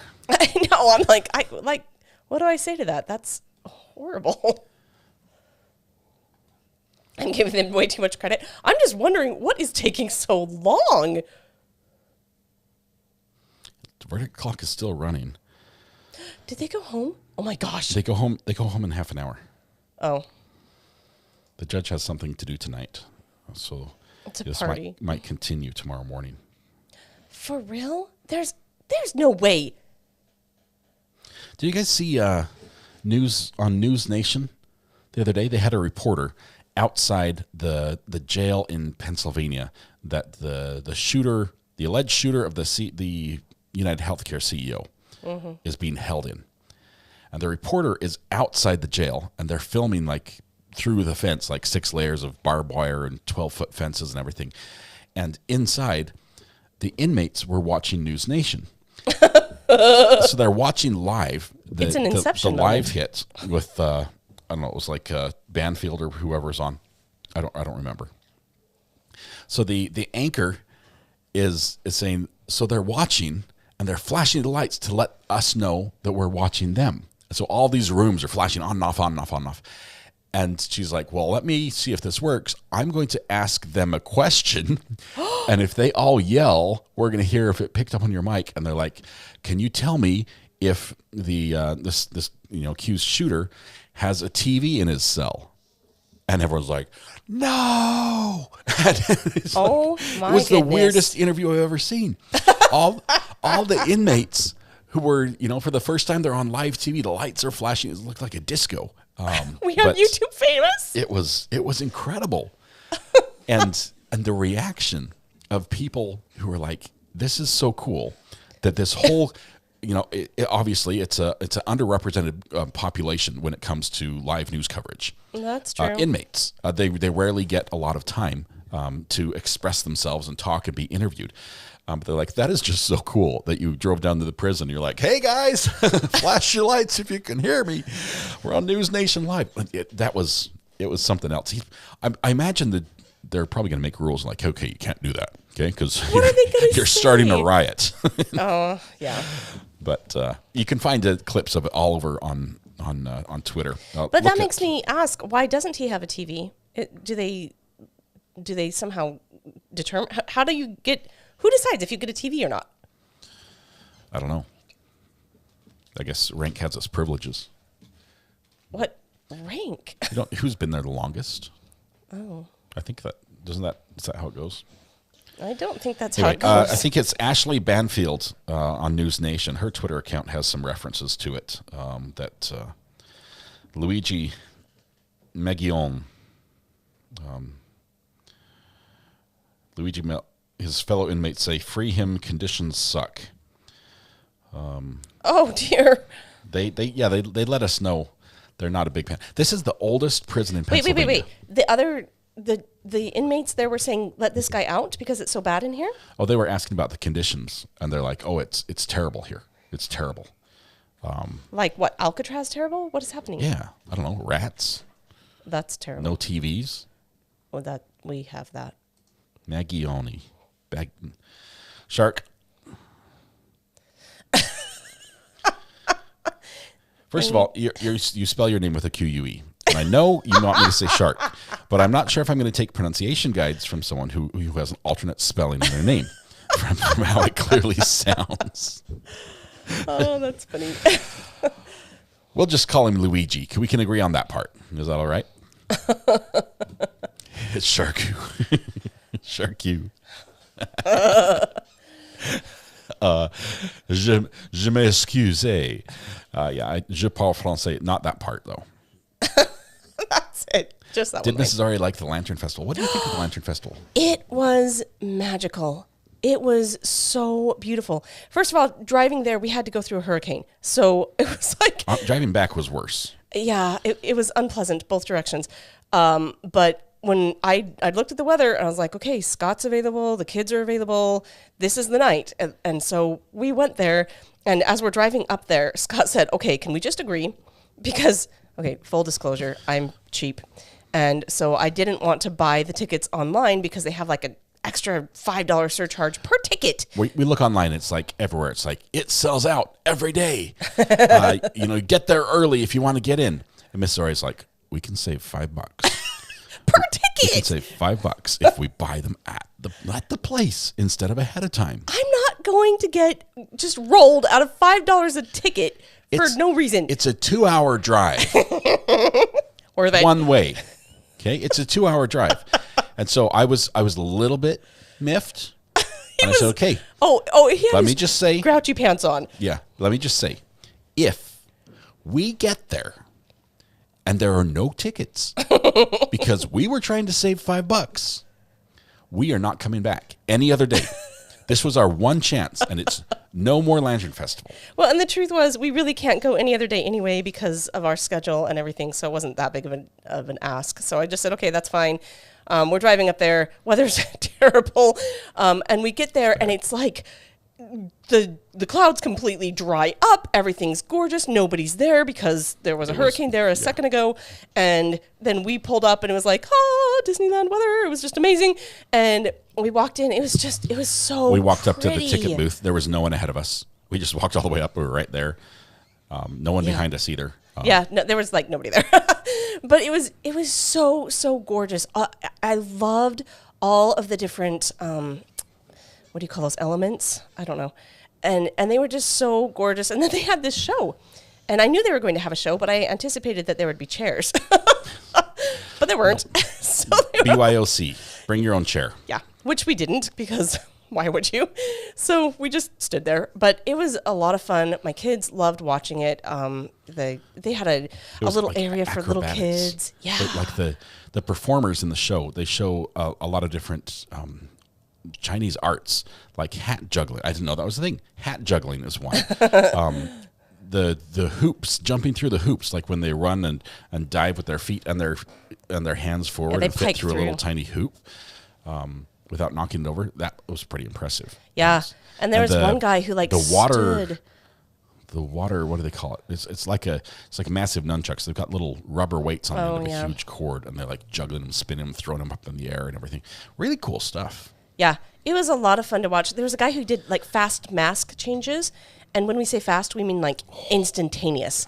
It was so fast. I filmed it in slow motion so I can go back and see how he does it. I imagine everybody there was wondering how he did it, but like all of us were like, okay, it's got to be in the hat and it's got to be some sort of quick release, but you can see how he's moving his head sometimes and jerky movements and that's not causing it to move. And sometimes he moves it in slow movements and that's not causing it. But then sometimes he'll touch his face and so maybe that's triggering a certain mask release. And I don't know. We had a lot of fun trying to figure it out. I never figured it out. I know the masks retract into his hat, but I cannot figure out how he triggered it.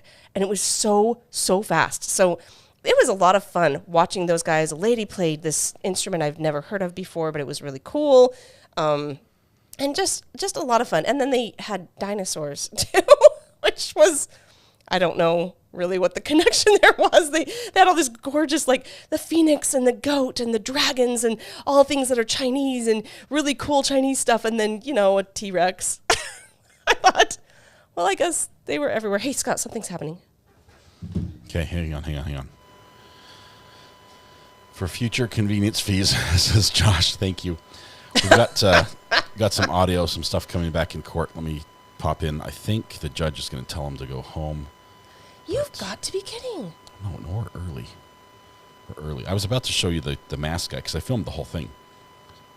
Just probably not legal. In portrait mode. They didn't tell us we couldn't. There's no sign. Verdict clock on LNC shows 2 hours and 32 minutes. People coming in, taking their seats. We may have a verdict. Meanwhile, let me pull this here and connect my phone like this and see if I can show you this.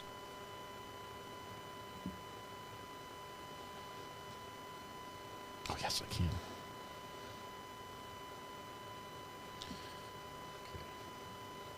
I need to have the audio off, but we're gonna come back to court. You'll hear. I'll keep the audio down. I'm gonna show you. He's gonna be guilty. Let's watch a fast mask thing. I'm gonna show you the fast mask. Okay, here's the dude, and I have to have the music. Whoa. I have to have the music off.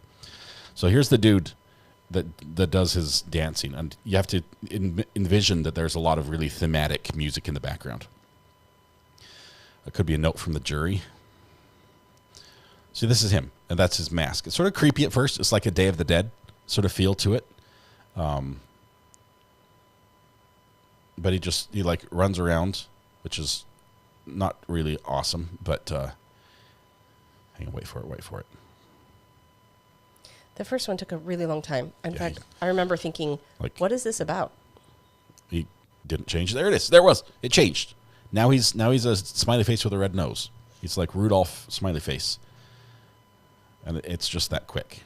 He did something with his face right there. Does the thing with the fan.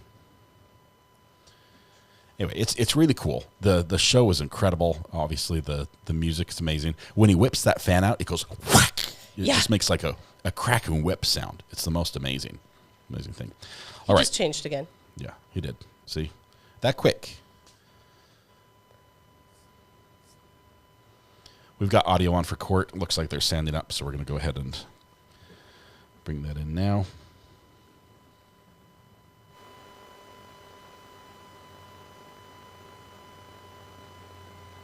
Looks like a jury note. Can we have cheese, extra cheese on our pizza?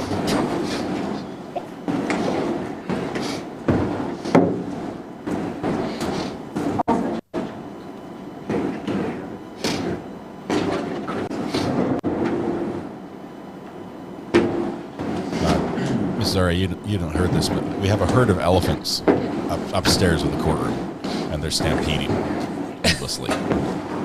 It's common.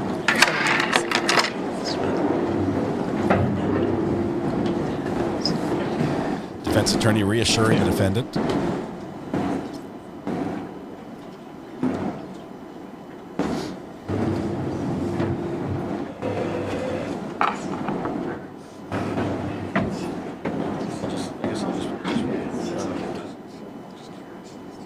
Me too. I want to know what you're trying to question. So he'll tell us. We shouldn't hear this, but we are. Yeah. You realize that for the defendant, this is the first time they've ever been through this. Most defendants have not been in court or even we're watched back one in the before. record in State versus Joseph Ferlazzo. It's about 5:40. There's a note from the jury. We've marked Court's Exhibit 1. It reads, Mr. Court Officer, may we please have a copy of the testimony with Joseph Ferlazzo being questioned by the defense? And it's signed the foreperson. We, of course, can't give a copy of the testimony. I will let them know that they can hear the testimony, but that would take 4.5 hours. So we'll see whether that is what they're really asking, or they want to narrow the request, or what they wish to do. But at this point, I'm not going to do any. I'll let them go back and tell us what they want. If they want the whole thing, they'll get the whole thing. They'll get it tomorrow, because I'm not going to do it tonight. As I mentioned, I really need to leave it around 6 tonight. So I'm going to bring them in now and explain we don't have copies, that we do have it in they can listen to it, but we certainly can't do that tonight. And if they still want to hear the whole 4.5 hours, they get to hear it. If they don't, then we'll see what they want to do with it. Okay? Yes. All right, so what's going to happen is the judge is bringing the jury in. They've asked if they can hear the testimony of where the defense is questioning the defendant. This is direct cross-examination. The only witness defense put on, they want all of it. It's 4.5 hours long. Judge says you're not getting it tonight. Obviously, we can't give you a copy. You can get the video.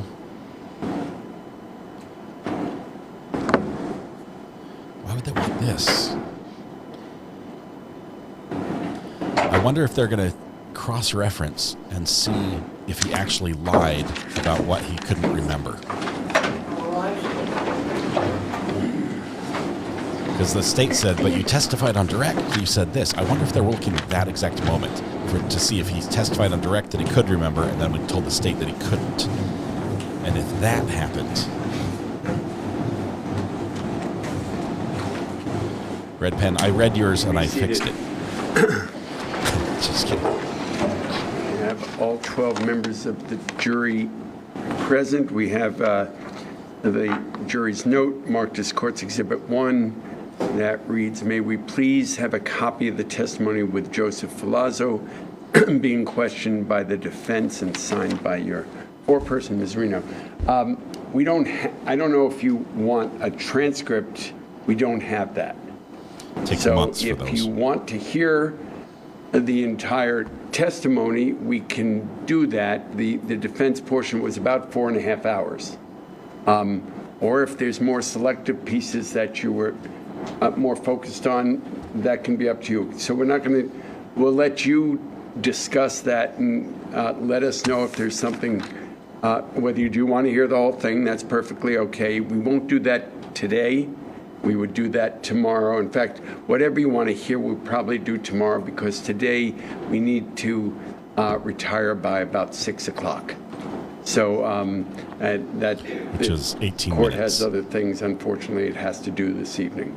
So we can either, I think it would be good if you just at least I think he plays had a co-ed little softball. time to see if you, exactly what you want, given this note and given the fact that we don't have a transcript of it. And if you know that, we can get another note, so if we're going to produce anything, we'll have it ready in the morning. Okay? So we'll ask you to retire and see if you want to do anything further. Okay, so we're expecting. Answer. We do know the specifics that we'd like. So Here it is. Okay. Why don't you write it in a note so that we have it specifically, and then get it back from me? They know. Okay? Jury So we foreman have a speaks up, record. says, "Do you want to answer right now?" This is going to be a very quick break. Very, very quick break. Jury goes back out. They're going to rewrite another note, just so it's not said in open court. But they know the exact portion they want. But he's going to read it. The He's judge going to will read it. read He's going to read it to us, so we'll know exactly, and we'll see if Red Pen was right. So it can't be that they don't want it in open court. Just say we'll be, I assume, a couple. Everyone just sits tight for a minute. I would have to say, if I was defense, I would be nervous about this point. There's a specific point on direct they want to hear. Frankly, if I were defense, I'd be throwing a party. There's no way this should be taking this long. I think they want to hear him impeach himself from the stand. What? Okay. Maybe. So what we're going to do in the meantime is I'm going to share with you a couple more pictures while we wait for the jury to come back. Here we go. Are you guys hearing an echo? He's got it turned up for my benefit, but I don't want to cause an echo. I can turn it off right now while we wait. Okay, so hang on. Echo's gone. I still am thinking this through. It can't be that they're not going to say it in open court, because the judge is going to say it in open court no matter what. So I think it's probably I think it's wrong for the jury to openly discuss something back and forth with the judge in open court. I think it should be written in a note. Well, and I also feel like there's a barrier, a protection between the jury and the accused, and having them say that directly in that room sort of removes that barrier. Maybe. I don't know. I'm not sure. Well, and maybe he just wanted a record of it. Maybe it's like, we just have to have a written down. I'm a terrible videographer. False. Oh, I did this one in slow motion. Whoosh. Nope, this is actually full speed. These guys are amazing. Yeah. Ouch. Anti-gravity. He biffed it. Yeah, he did. Biffed it.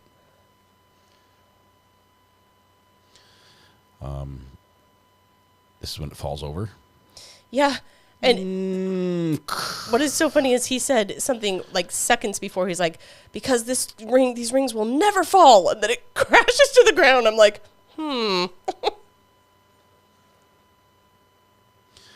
Okay, so that was this was pretty interesting. Let's see. This dude, he was next level. Look at this. Okay, he's got, you see all the How many points pivot of points? articulation there? Yes, but Two mathematically, that roll on two different axes. Mathematically, we were trying to figure it out. I don't actually think it changes the difficulty. It changes the height, but as far as the slippage, I don't think it changes anything past, once you have two, it's the same no matter how many more you add, because you're just on one point at that at that point. The first time I heard the word slippage was in my 7th grade geometry class. Really? And what were you talking about? My teacher was explaining how this is nuts. Purple coconut, easy peasy. I do that every day. Yeah, no, I mean, I'm not dissing it. It is amazing. I'm just saying, I think logically it's actually not that any more difficult to do a bunch than it is to do just like 2 or 3. Here's your hat juggling, which looks almost like it's got Russian roots to it with the kicks. Yeah. But that was pretty cool. You've got that guy that does all this. These guys are pretty cool with the throw it up in the air. I think I missed that part, though. Watch this. That guy accidentally threw it. It was so cool to watch, though. This lady played, I can't play the music, but she played beautifully. Look, that's a Recovery Addict hoodie. And a Recovery Addict kid. Yep. I taught him everything he knows. Just kidding, I Kids. can't do that. Energy-powered fireworks. More lady playing an amazing machine. Oh, yeah, they had fog machines Dragons, everywhere. fog and it was over, like, a lake was right next to it, so the fog just went and it hung out on the lake, and the poor ducks were like, what is happening? Let's see. There were bubbles, lots of bubbles. There was this cool fog machine that shoots vortexes at you. Poof, like that. That was pretty cool. Let's see. See, look, I saved you guys more than $5 each. This was cool. This was cool. That's me looking. It's a time lapse of me walking along next to the lake. More time lapses. This guy just he danced on the pole. Like this. What? Why are you sighing at me? How would you describe this? I'm going to throw a pillow at your head. Okay. As long as it's just a pillow. What would you call this? Just y'all? No, don't tell us what you would call it. All right. Anyway, we're gonna jump back to court here because we're waiting for the answer from the jury.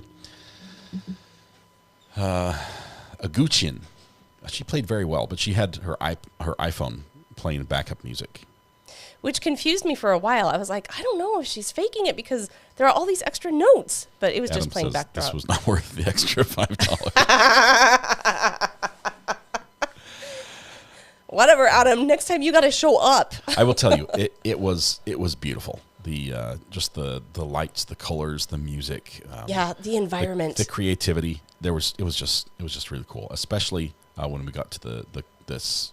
All of this is like Chinese culture, except for the Jurassic Park section. I don't know why there were also dinosaurs. I don't know why, but they also have dinosaurs. Dinosaurs are kind of like dragons, I guess. Yeah. Anyway, it was cool. It was cool. DNB, member for 15 months. Thank you very much. I love when Mrs. R.A. comes to visit. Her laugh always makes my day. Oh, thank you, Deanne. I love it as well. Thank you. All right, let's see. We should have any moment now. We should have some. Yeah, I don't know. I just feel like they should have been able to write it by now. I'm just used to watching everything on 2x speed. What's taking people so long in real life? What did the foreperson say? I couldn't hear it. The foreperson said, do you want us to just tell you? Because we know what part we want. That would be very concerning to me if I was the defendant. Why, though? Why is that more concerning than we just want to hear the whole thing? Well, because if I was the defendant, I would be lying during that portion of the testimony. And if they want to hear that again, I don't know. I don't think he was telling the truth. No, he wasn't. Because at the end she said, and you were lying today. And his response was, about what? I'm like, okay, honest people do not have to ask about what. Yeah. There were lanterns. Yes, there were lanterns. You can see there was. They didn't go up in the sky at all. Not those kind of lanterns. But, oh my goodness, the lights. That was impressive. And it was all mechanical. Like all Everything around you. moved. Like, look, you can see just there's huge buildings and a play area that was interactive. Yeah. All sorts of stuff. The dragons' heads moved, and it was just so cool. Dinosaurs were down there. Yeah, by the water. Bug Duggar. That's my question. I'm like, I didn't even watch all of this, and I'm like, I pretty much got it. Yeah, we did go to Panda Express. But what happened? Okay. This was also part of the deal. I was still still a little bit grouchy. No, this was never part of the deal. I announced it afterwards, but it was part of the deal in my head. I said, okay, there's no way we went to... Oh, here we go. We've got some answers coming. Hang on. Panda Express is open in the dining hall until 9 p.m. And then they're open through drive-thru till 9:30. At 8:56...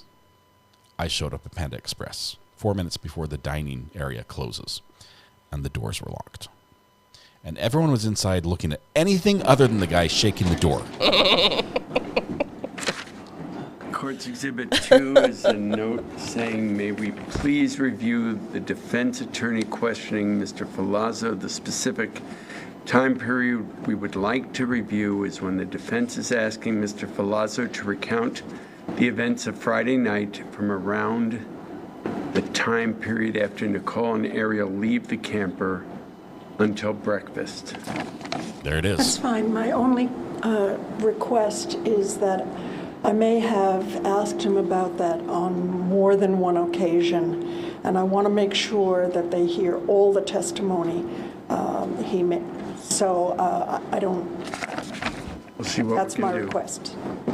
He may have testified about it on more, as you know, as you just Somebody in your said, 4.5 staff hours. should have notes of the events, I would think. I don't have any timestamp, and I don't have, the court's in the best position to review the See what we can 4.5 do. hours. We're not going to do this tonight. I'm sorry? We're not going to do this tonight. Okay, no, I know that. But I'm we'll just look, asking, we'll they've asked look for a through what we've specific got. time period, and I'm saying that Ma'am, jump on Reddit. They'll find it he for may you in a have heartbeat. testified about this time period on more than one occasion over the 4.5 hours, and I want to make sure they hear all of his testimony. All right. That would include any texts he wrote. I think you would have talked about that too. I don't know if you did initially. I may have. Could the court read their note again, please? Yeah. The specific time period, I'm going to just read part of it. Yeah. Specific time period we would like to review is when the defense is asking Mr. Ferlazzo to recount the events of Friday night from around the time period after Nicole and Ariel leave the camper until breakfast. Until breakfast, okay. So that narrows it down. My request, I will just say again, is that he may have testified about that time frame more than once over the course of the direct testimony, and I want to make sure they hear all his testimony about I've heard you. Thank you. Okay. He's like, yeah. Let's get them in, because we'll tell them we'll try and get it in the morning. I heard you. Probably ask him to get here around 8:30, but let's get him in the courtroom. Early morning tomorrow. So the judge cuts her off. No, looking at the clock, cuts her off and says, "Look, I've got places to go and things to do." Defense wants to make sure they hear all his testimony because his testimony is the only thing that looks good on him, from just like a face value level. They want as much of that as possible to come in. So basically, every time this is referenced, they'll try to get it in. So all the text messages he sent back and forth. Then, I don't think she covered a lot of them. That was later on. I'm gonna need you to remind me what happened during that time. Well, he said that she was sleeping. This is post. I don't even like saying it. Yeah. Post the event. I think he calls it the event. He doesn't like saying it either. A big welcome to Mrs. R.A. from Frida B. Congratulations on 20 months, Frida B. Thank you very much.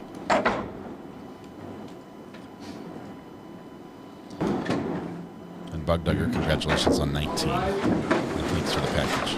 Awesome. Our tree is now decorated.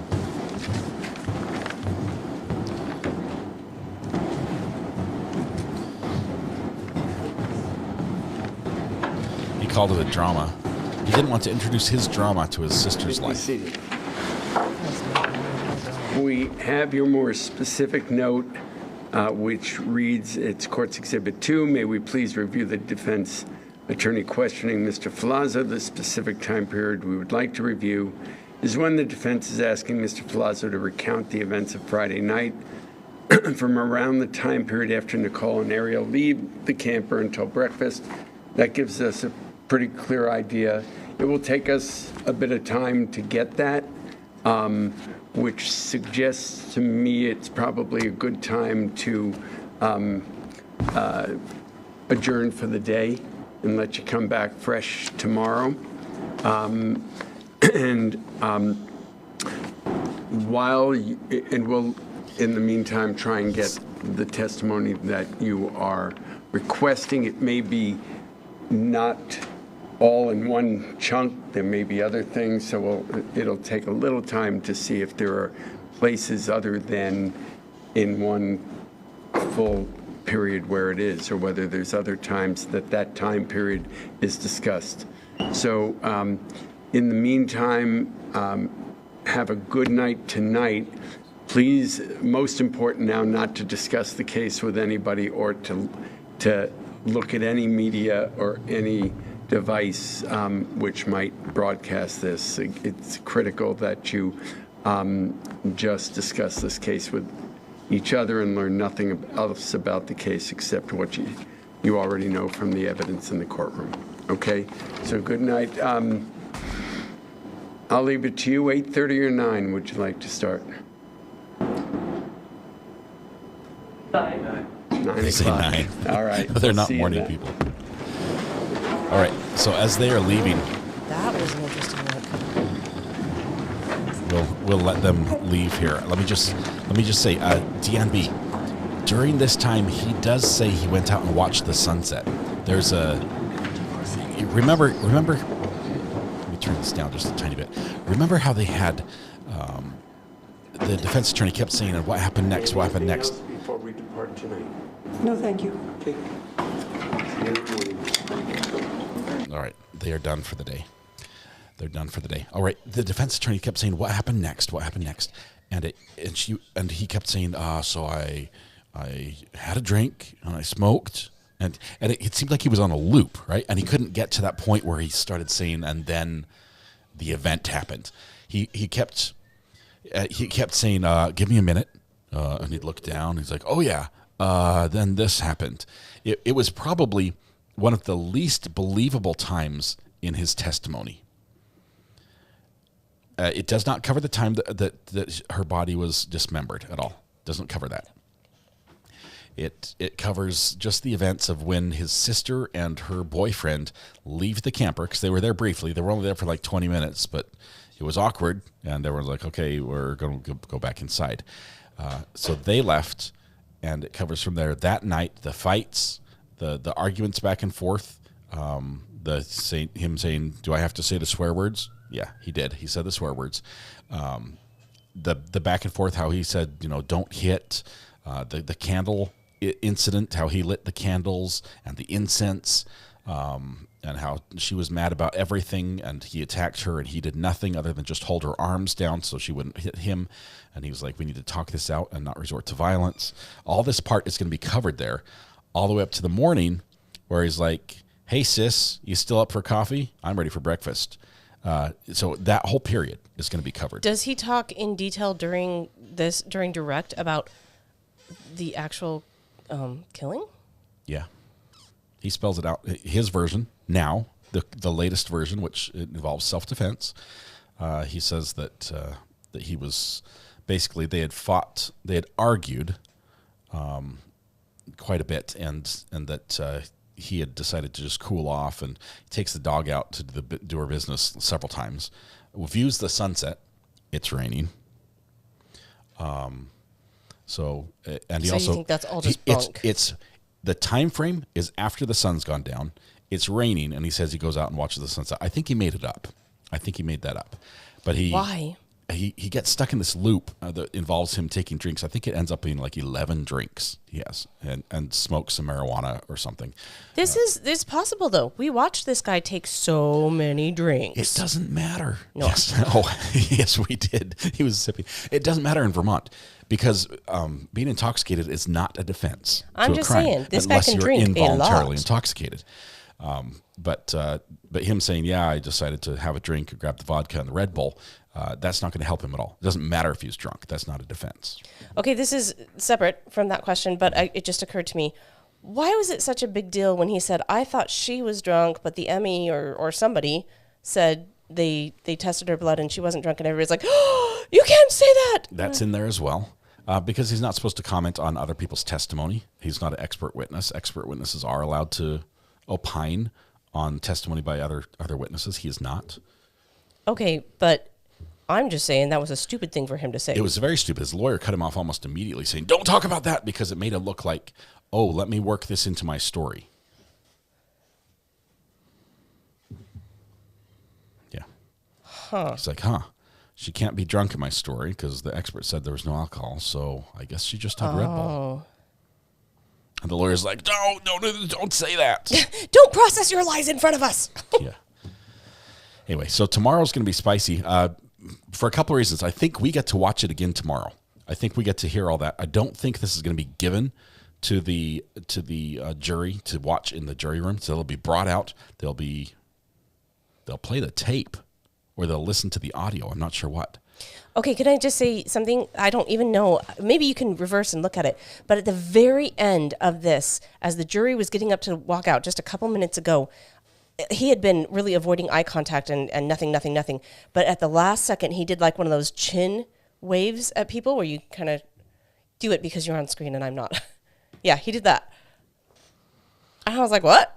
What was that? Is he to one of the jurors? What was that? I didn't see that, and I didn't record. Let me go. Oh, did anybody else see it? Oh, no, you didn't, because he on. pulled it off by then. Well, we'll see if we can watch it on. Let's see if Court TV caught it.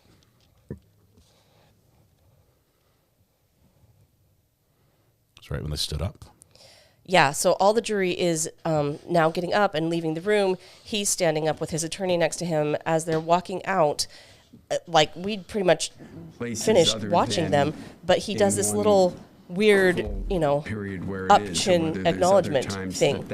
And I don't know if it was to the jury, but in the meantime, a chin nod, it's a thing. You don't know. Tonight. I want to see if I can catch this. Most important now, not to discuss the case with anybody. I don't know what you would call that. To look at any media. It's a bro nod. It's a chin acknowledgement. It's a bro nod. Stop. It's critical that you Sup, dude? just discuss this case. Which with seems each like, other why and would learn you nothing do that? else I don't about know. the case except what you already know from the evidence in the courtroom. Okay. I can't record. So good night. I'll leave it to you. 8:30 or 9. Would you like to start? Because up until that point, him looking at the jury was like, Keep an eye on him. Let's watch.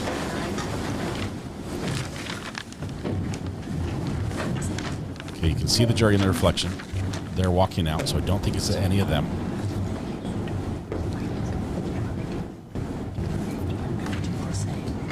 He does have family members in court supporting him. Anything else before we depart tonight? No, thank you. Okay.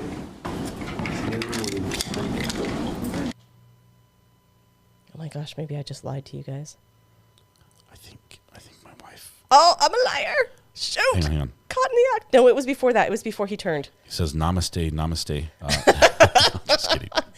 I don't know what I saw there. It looked to me like he was like, hey, dude. But I didn't see it that time. Okay. Sorry, I'm a liar. This is why eyewitnesses are not to be believed, folks, because they think they see something and it doesn't happen. Was Mrs. Ari started drinking? We're going to have to do a little test real quick. If you can stand up and touch your nose, count to the alphabet backwards, and dude, I could not sing pass Twinkle, those Twinkle, Little things Star. stone cold sober. I do not know how anybody does that. Yeah. So there's a Mercedes is giving you the benefit of the doubt. There's a very small nod before I first. It was really small. Most people won't be able to see it even in slow motion. I believe the nice lady, says Bob. All right, I'll own it. I messed up. You saw it. I saw it. He was still sitting. There it is. Maybe. There was a little nod, but I thought it was more, from what I watched, it looked like it was more in response to something his lawyer had told him about what's going to happen next. Because every defendant is like, what's going on now? What's going to happen next? Yeah. You know, they're not familiar with what's coming. All right, I am going to show you one more little Chinese video.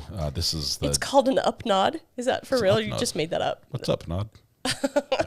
Could be. Here's another video. This is the Dragon Has 9 Sons or something display. I think that's what it is. Looks like this. These are so cute. They're just adorable. It's a wire frame with lights inside, and it's just stretched material over it. All made in China. I'm sure they all mean something. They probably do. But there you go. I think that one's a carp dragon. Carp dragon. There you go. Very pretty. I would highly recommend, if you're in North Carolina, where was it? Cary, Apex? Cary, but don't pay the extra $5. Yeah. Drive. Wait till it's raining, and then when it stops raining, show up real quick, and you can get in. They had a Phoenix. Oh my gosh, the Phoenix was stunning. It was just so beautiful. I loved it. It was absolutely gorgeous. I showed the Phoenix. They were earlier. not paper. They were, I think, cloth that covered the wire frames and then lit from the It might inside. have been like silk. I don't know. It was just really cool. Silk is a cloth. I know, but silk's like different. You can't. Cloth could be like canvas, and it wasn't canvas. We've seen it. We don't need to go down. We're good. This was the Phoenix, and this probably, I don't know, it was probably 40 feet across. It was enormous. Those trees in the background are tall as telephone poles. It's massive Phoenix. I thought this would look better than it did there, but It was very pretty. Yeah. Anyway, I'm glad we went. Me too. It was a little rough as far as weather went. Fibrous fabric works. We can do that one. All right. Okay. Panda Express. Wait. Panda Express. We have to finish the story. Panda Express does not close for like 6 or 7 more minutes, right?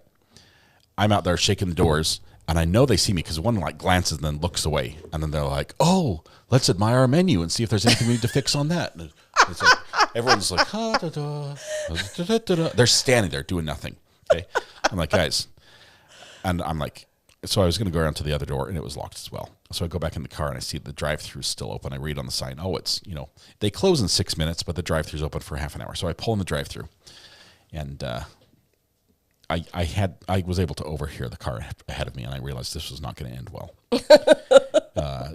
Pull up to the little ordering thing. I was like, "Hey, welcome to Panda Express. What can I get for you?" type thing. All excited that I'm there. At the end of the day when they want to go home, and it was recording.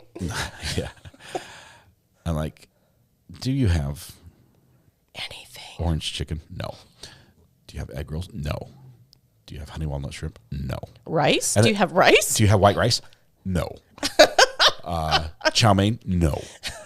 And they paused and we had one of our cooks call in sick. I'm like, seriously? You're going to blame it on the cooks when I know you're all just standing around in there? Half y'all could run a microwave, and I think that's what they do anyways. They just nuke it. But nothing.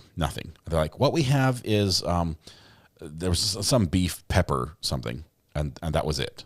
We knew why they had that. We're like, nobody wants that. Yeah, it's like you've had that all day. It's probably the same batch, right? So I'm like, so how much do you pay for cooks? Apparently you need one. Let me put the word out for you. So in Cary, the Panda Express is hiring a cook. All you have to do is be able to reheat the ingredients for Chinese food. Got 7 dishes to learn. $20 an hour. $20 an hour is what they're paying. She had to ask her manager. Several of my kids were like, I could do that.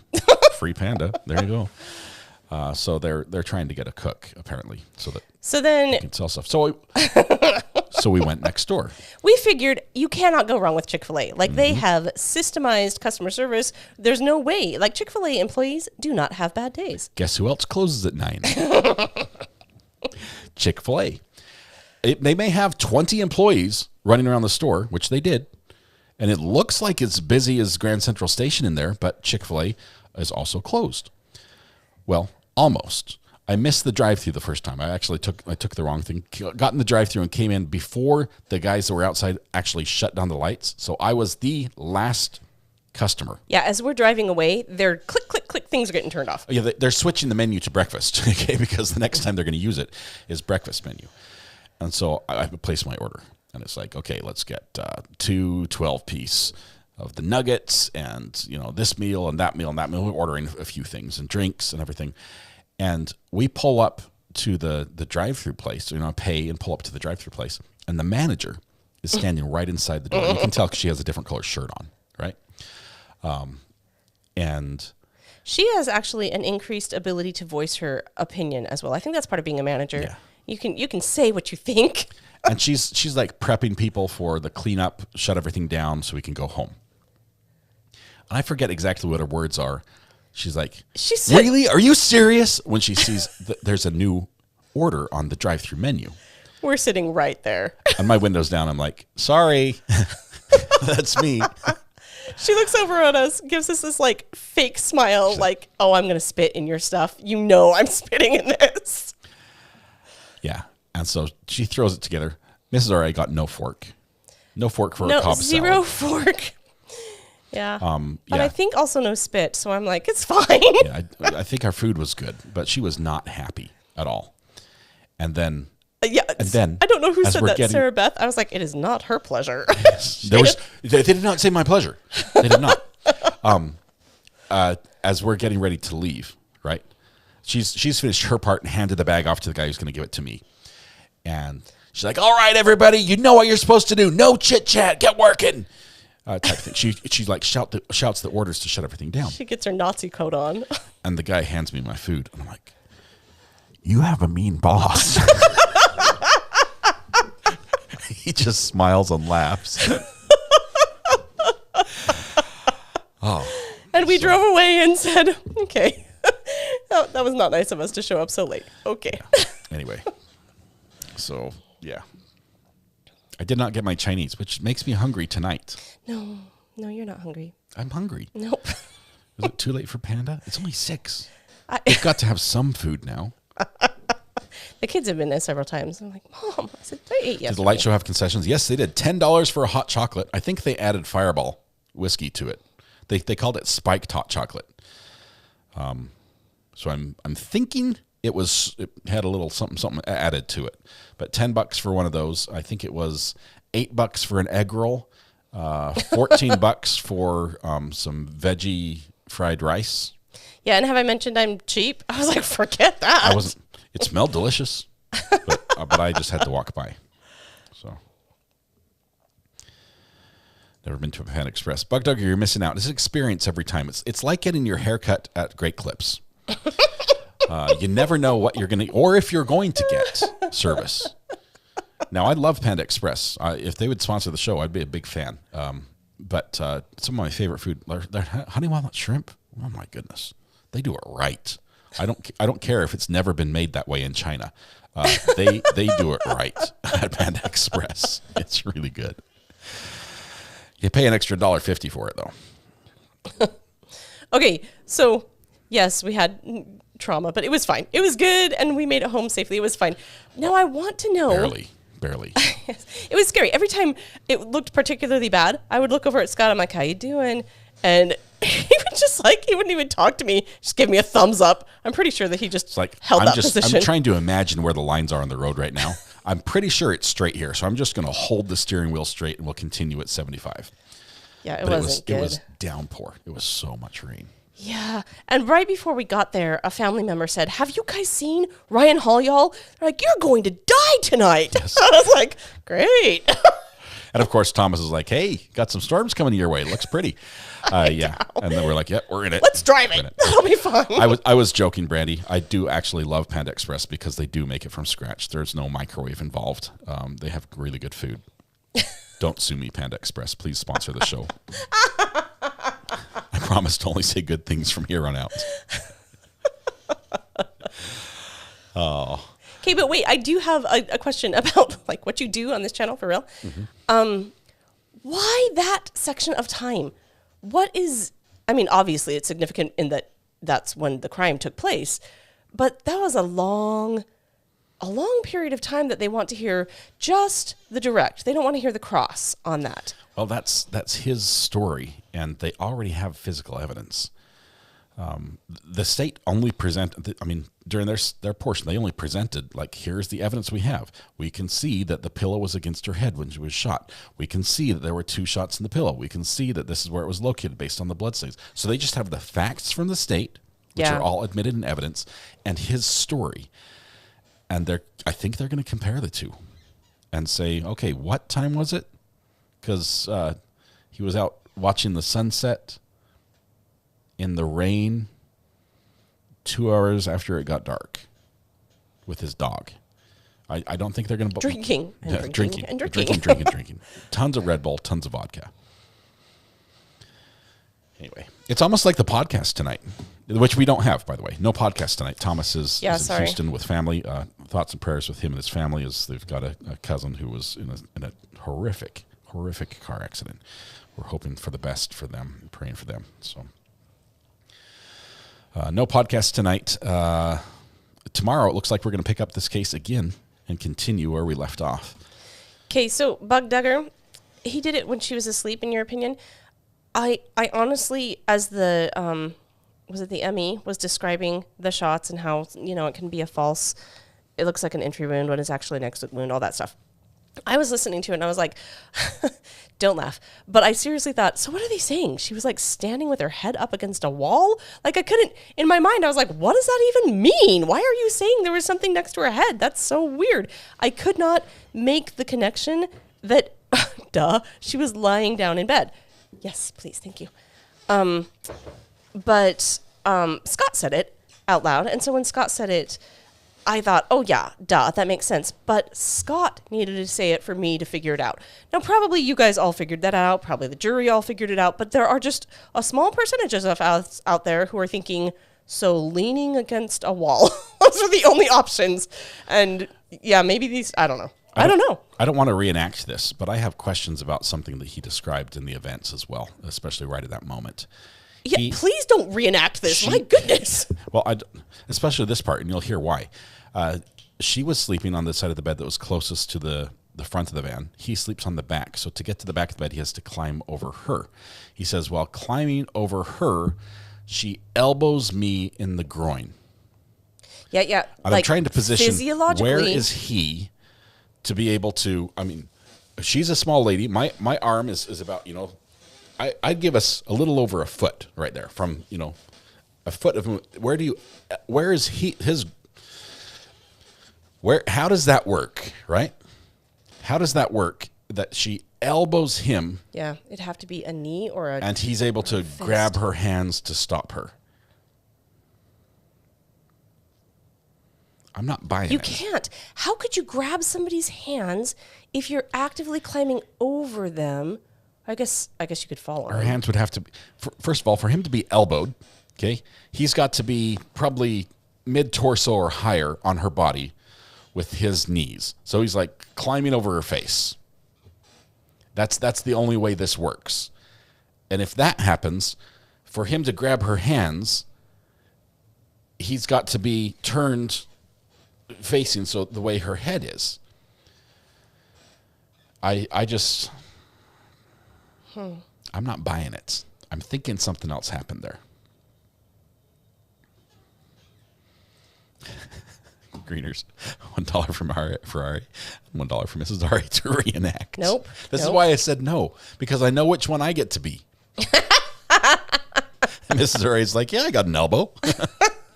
In fact, I did kickboxing today. I was like, that's right. That is a strike. You use the elbow to strike. Yeah, she's practiced all day for this very moment, Greeners. It's not going to happen. Yeah, I think the jury's going to watch that closely now that they've heard it once, seen the evidence, had it be summed up by the state again, and watch for discrepancies that don't fit. And if they can find discrepancies that don't fit, that they'll do exactly what defense said. Okay. They're going to determine if he was lying now or if he was lying then. But here's the deal. Or both. if you're coming from the position of saying he's guilty, then that is the most logical explanation of why they would want that information.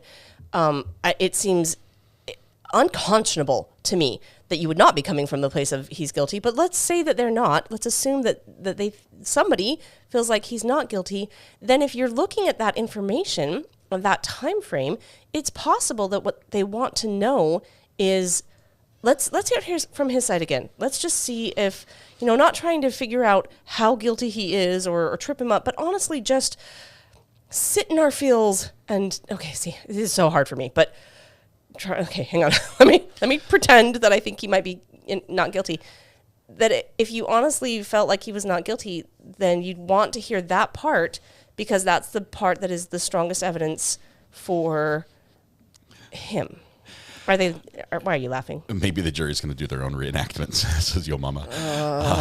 I can see it possible that the jury can look at that story and say, I believe that she was abusive towards him.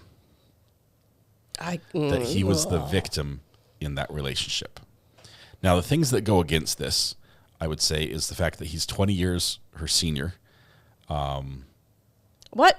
No, okay, whoa. Why? Yeah. Why? Because he's more mature. What? Please define mature. As far as age goes, he's seen older. more. He's been in more. He's got more experience in relationships. Apparently, a lot. But I think the possibility for him to be manipulative in the relationship and be able to use logic or reason to win a fight without violence, I would say is higher. Maybe I'm wrong there. How old is she? She was 22. He was 42. Yeah. Wow. It was a big difference. But I'm just wondering if that sort of relationship. I'm just saying that I can see that this sort of thing happens. That if the jury abusive? If the jury feels that yes, she might have, every time she gets mad, she hits him. Okay. So what you're saying is younger adults have bigger, stronger feelings they haven't learned to control yet. Is that what you're saying? I'm getting in trouble every time I suggest anything. So no, okay. but well, yes, I'm saying that that's a possibility. Did you just say no, but yes? Yes, I changed my mind mid-sentence. Okay. I'm just saying that it's possible the jury could look at the situation and say, either by their life experience or for some other reason, I can see Emily being physical with Joseph. Like Emily instigating or at least participating in a physically abusive relationship. Okay. There's no proof. The problems with that, there's no proof. The problems, I think the age thing speaks against that. Also, I'm still lost on that age thing. Like, it seems creepy to me, but I don't see how it plays in. Try having an argument with a 10-year-old. I do every day. So you have logic and reasoning abilities based on your experience in life. How do I keep losing? That exceeds theirs. Yeah. And you could talk them into a corner so that they could never win. It doesn't matter. They still think they do. Okay. I'm just saying. I'm not getting anywhere. Kind of like this conversation. It doesn't justify any of this. I'm just saying. No, yeah. For them to see this, they would have to see Joseph as the pacifist and the victim. But then how do you get from pacifist and victim to, okay, we have another prank call. Too many leads. Sorry, please participate on this one. Hello? Hello? Can you hear me?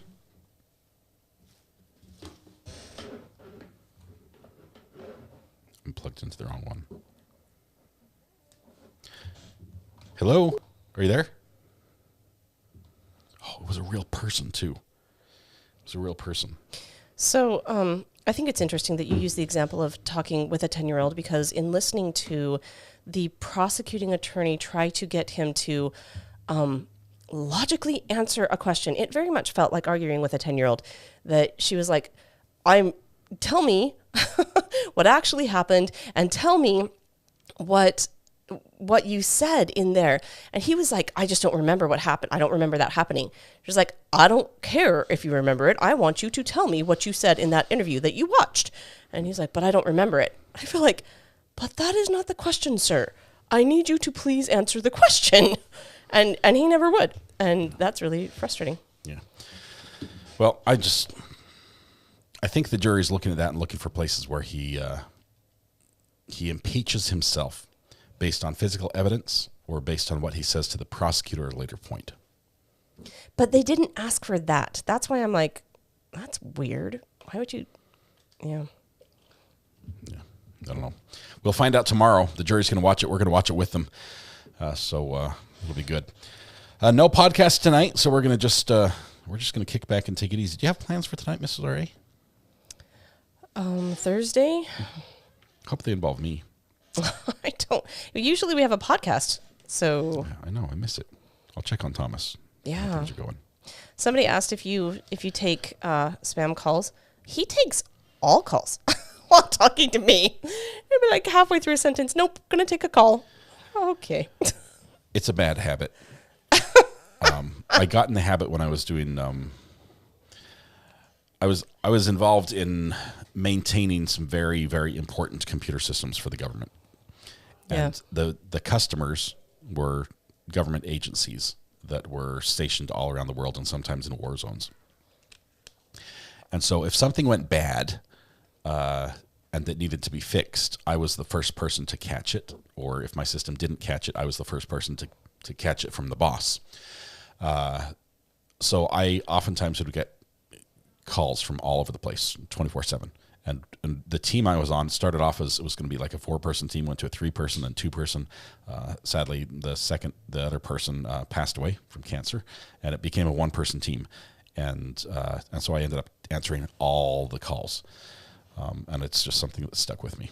Did you have a pager? I had a phone that just was always, I always had to take calls. I'd have to take my computer with me to church in case somebody called. It was it was the weirdest thing. Anyway, somebody asked, what does it mean to impeach himself?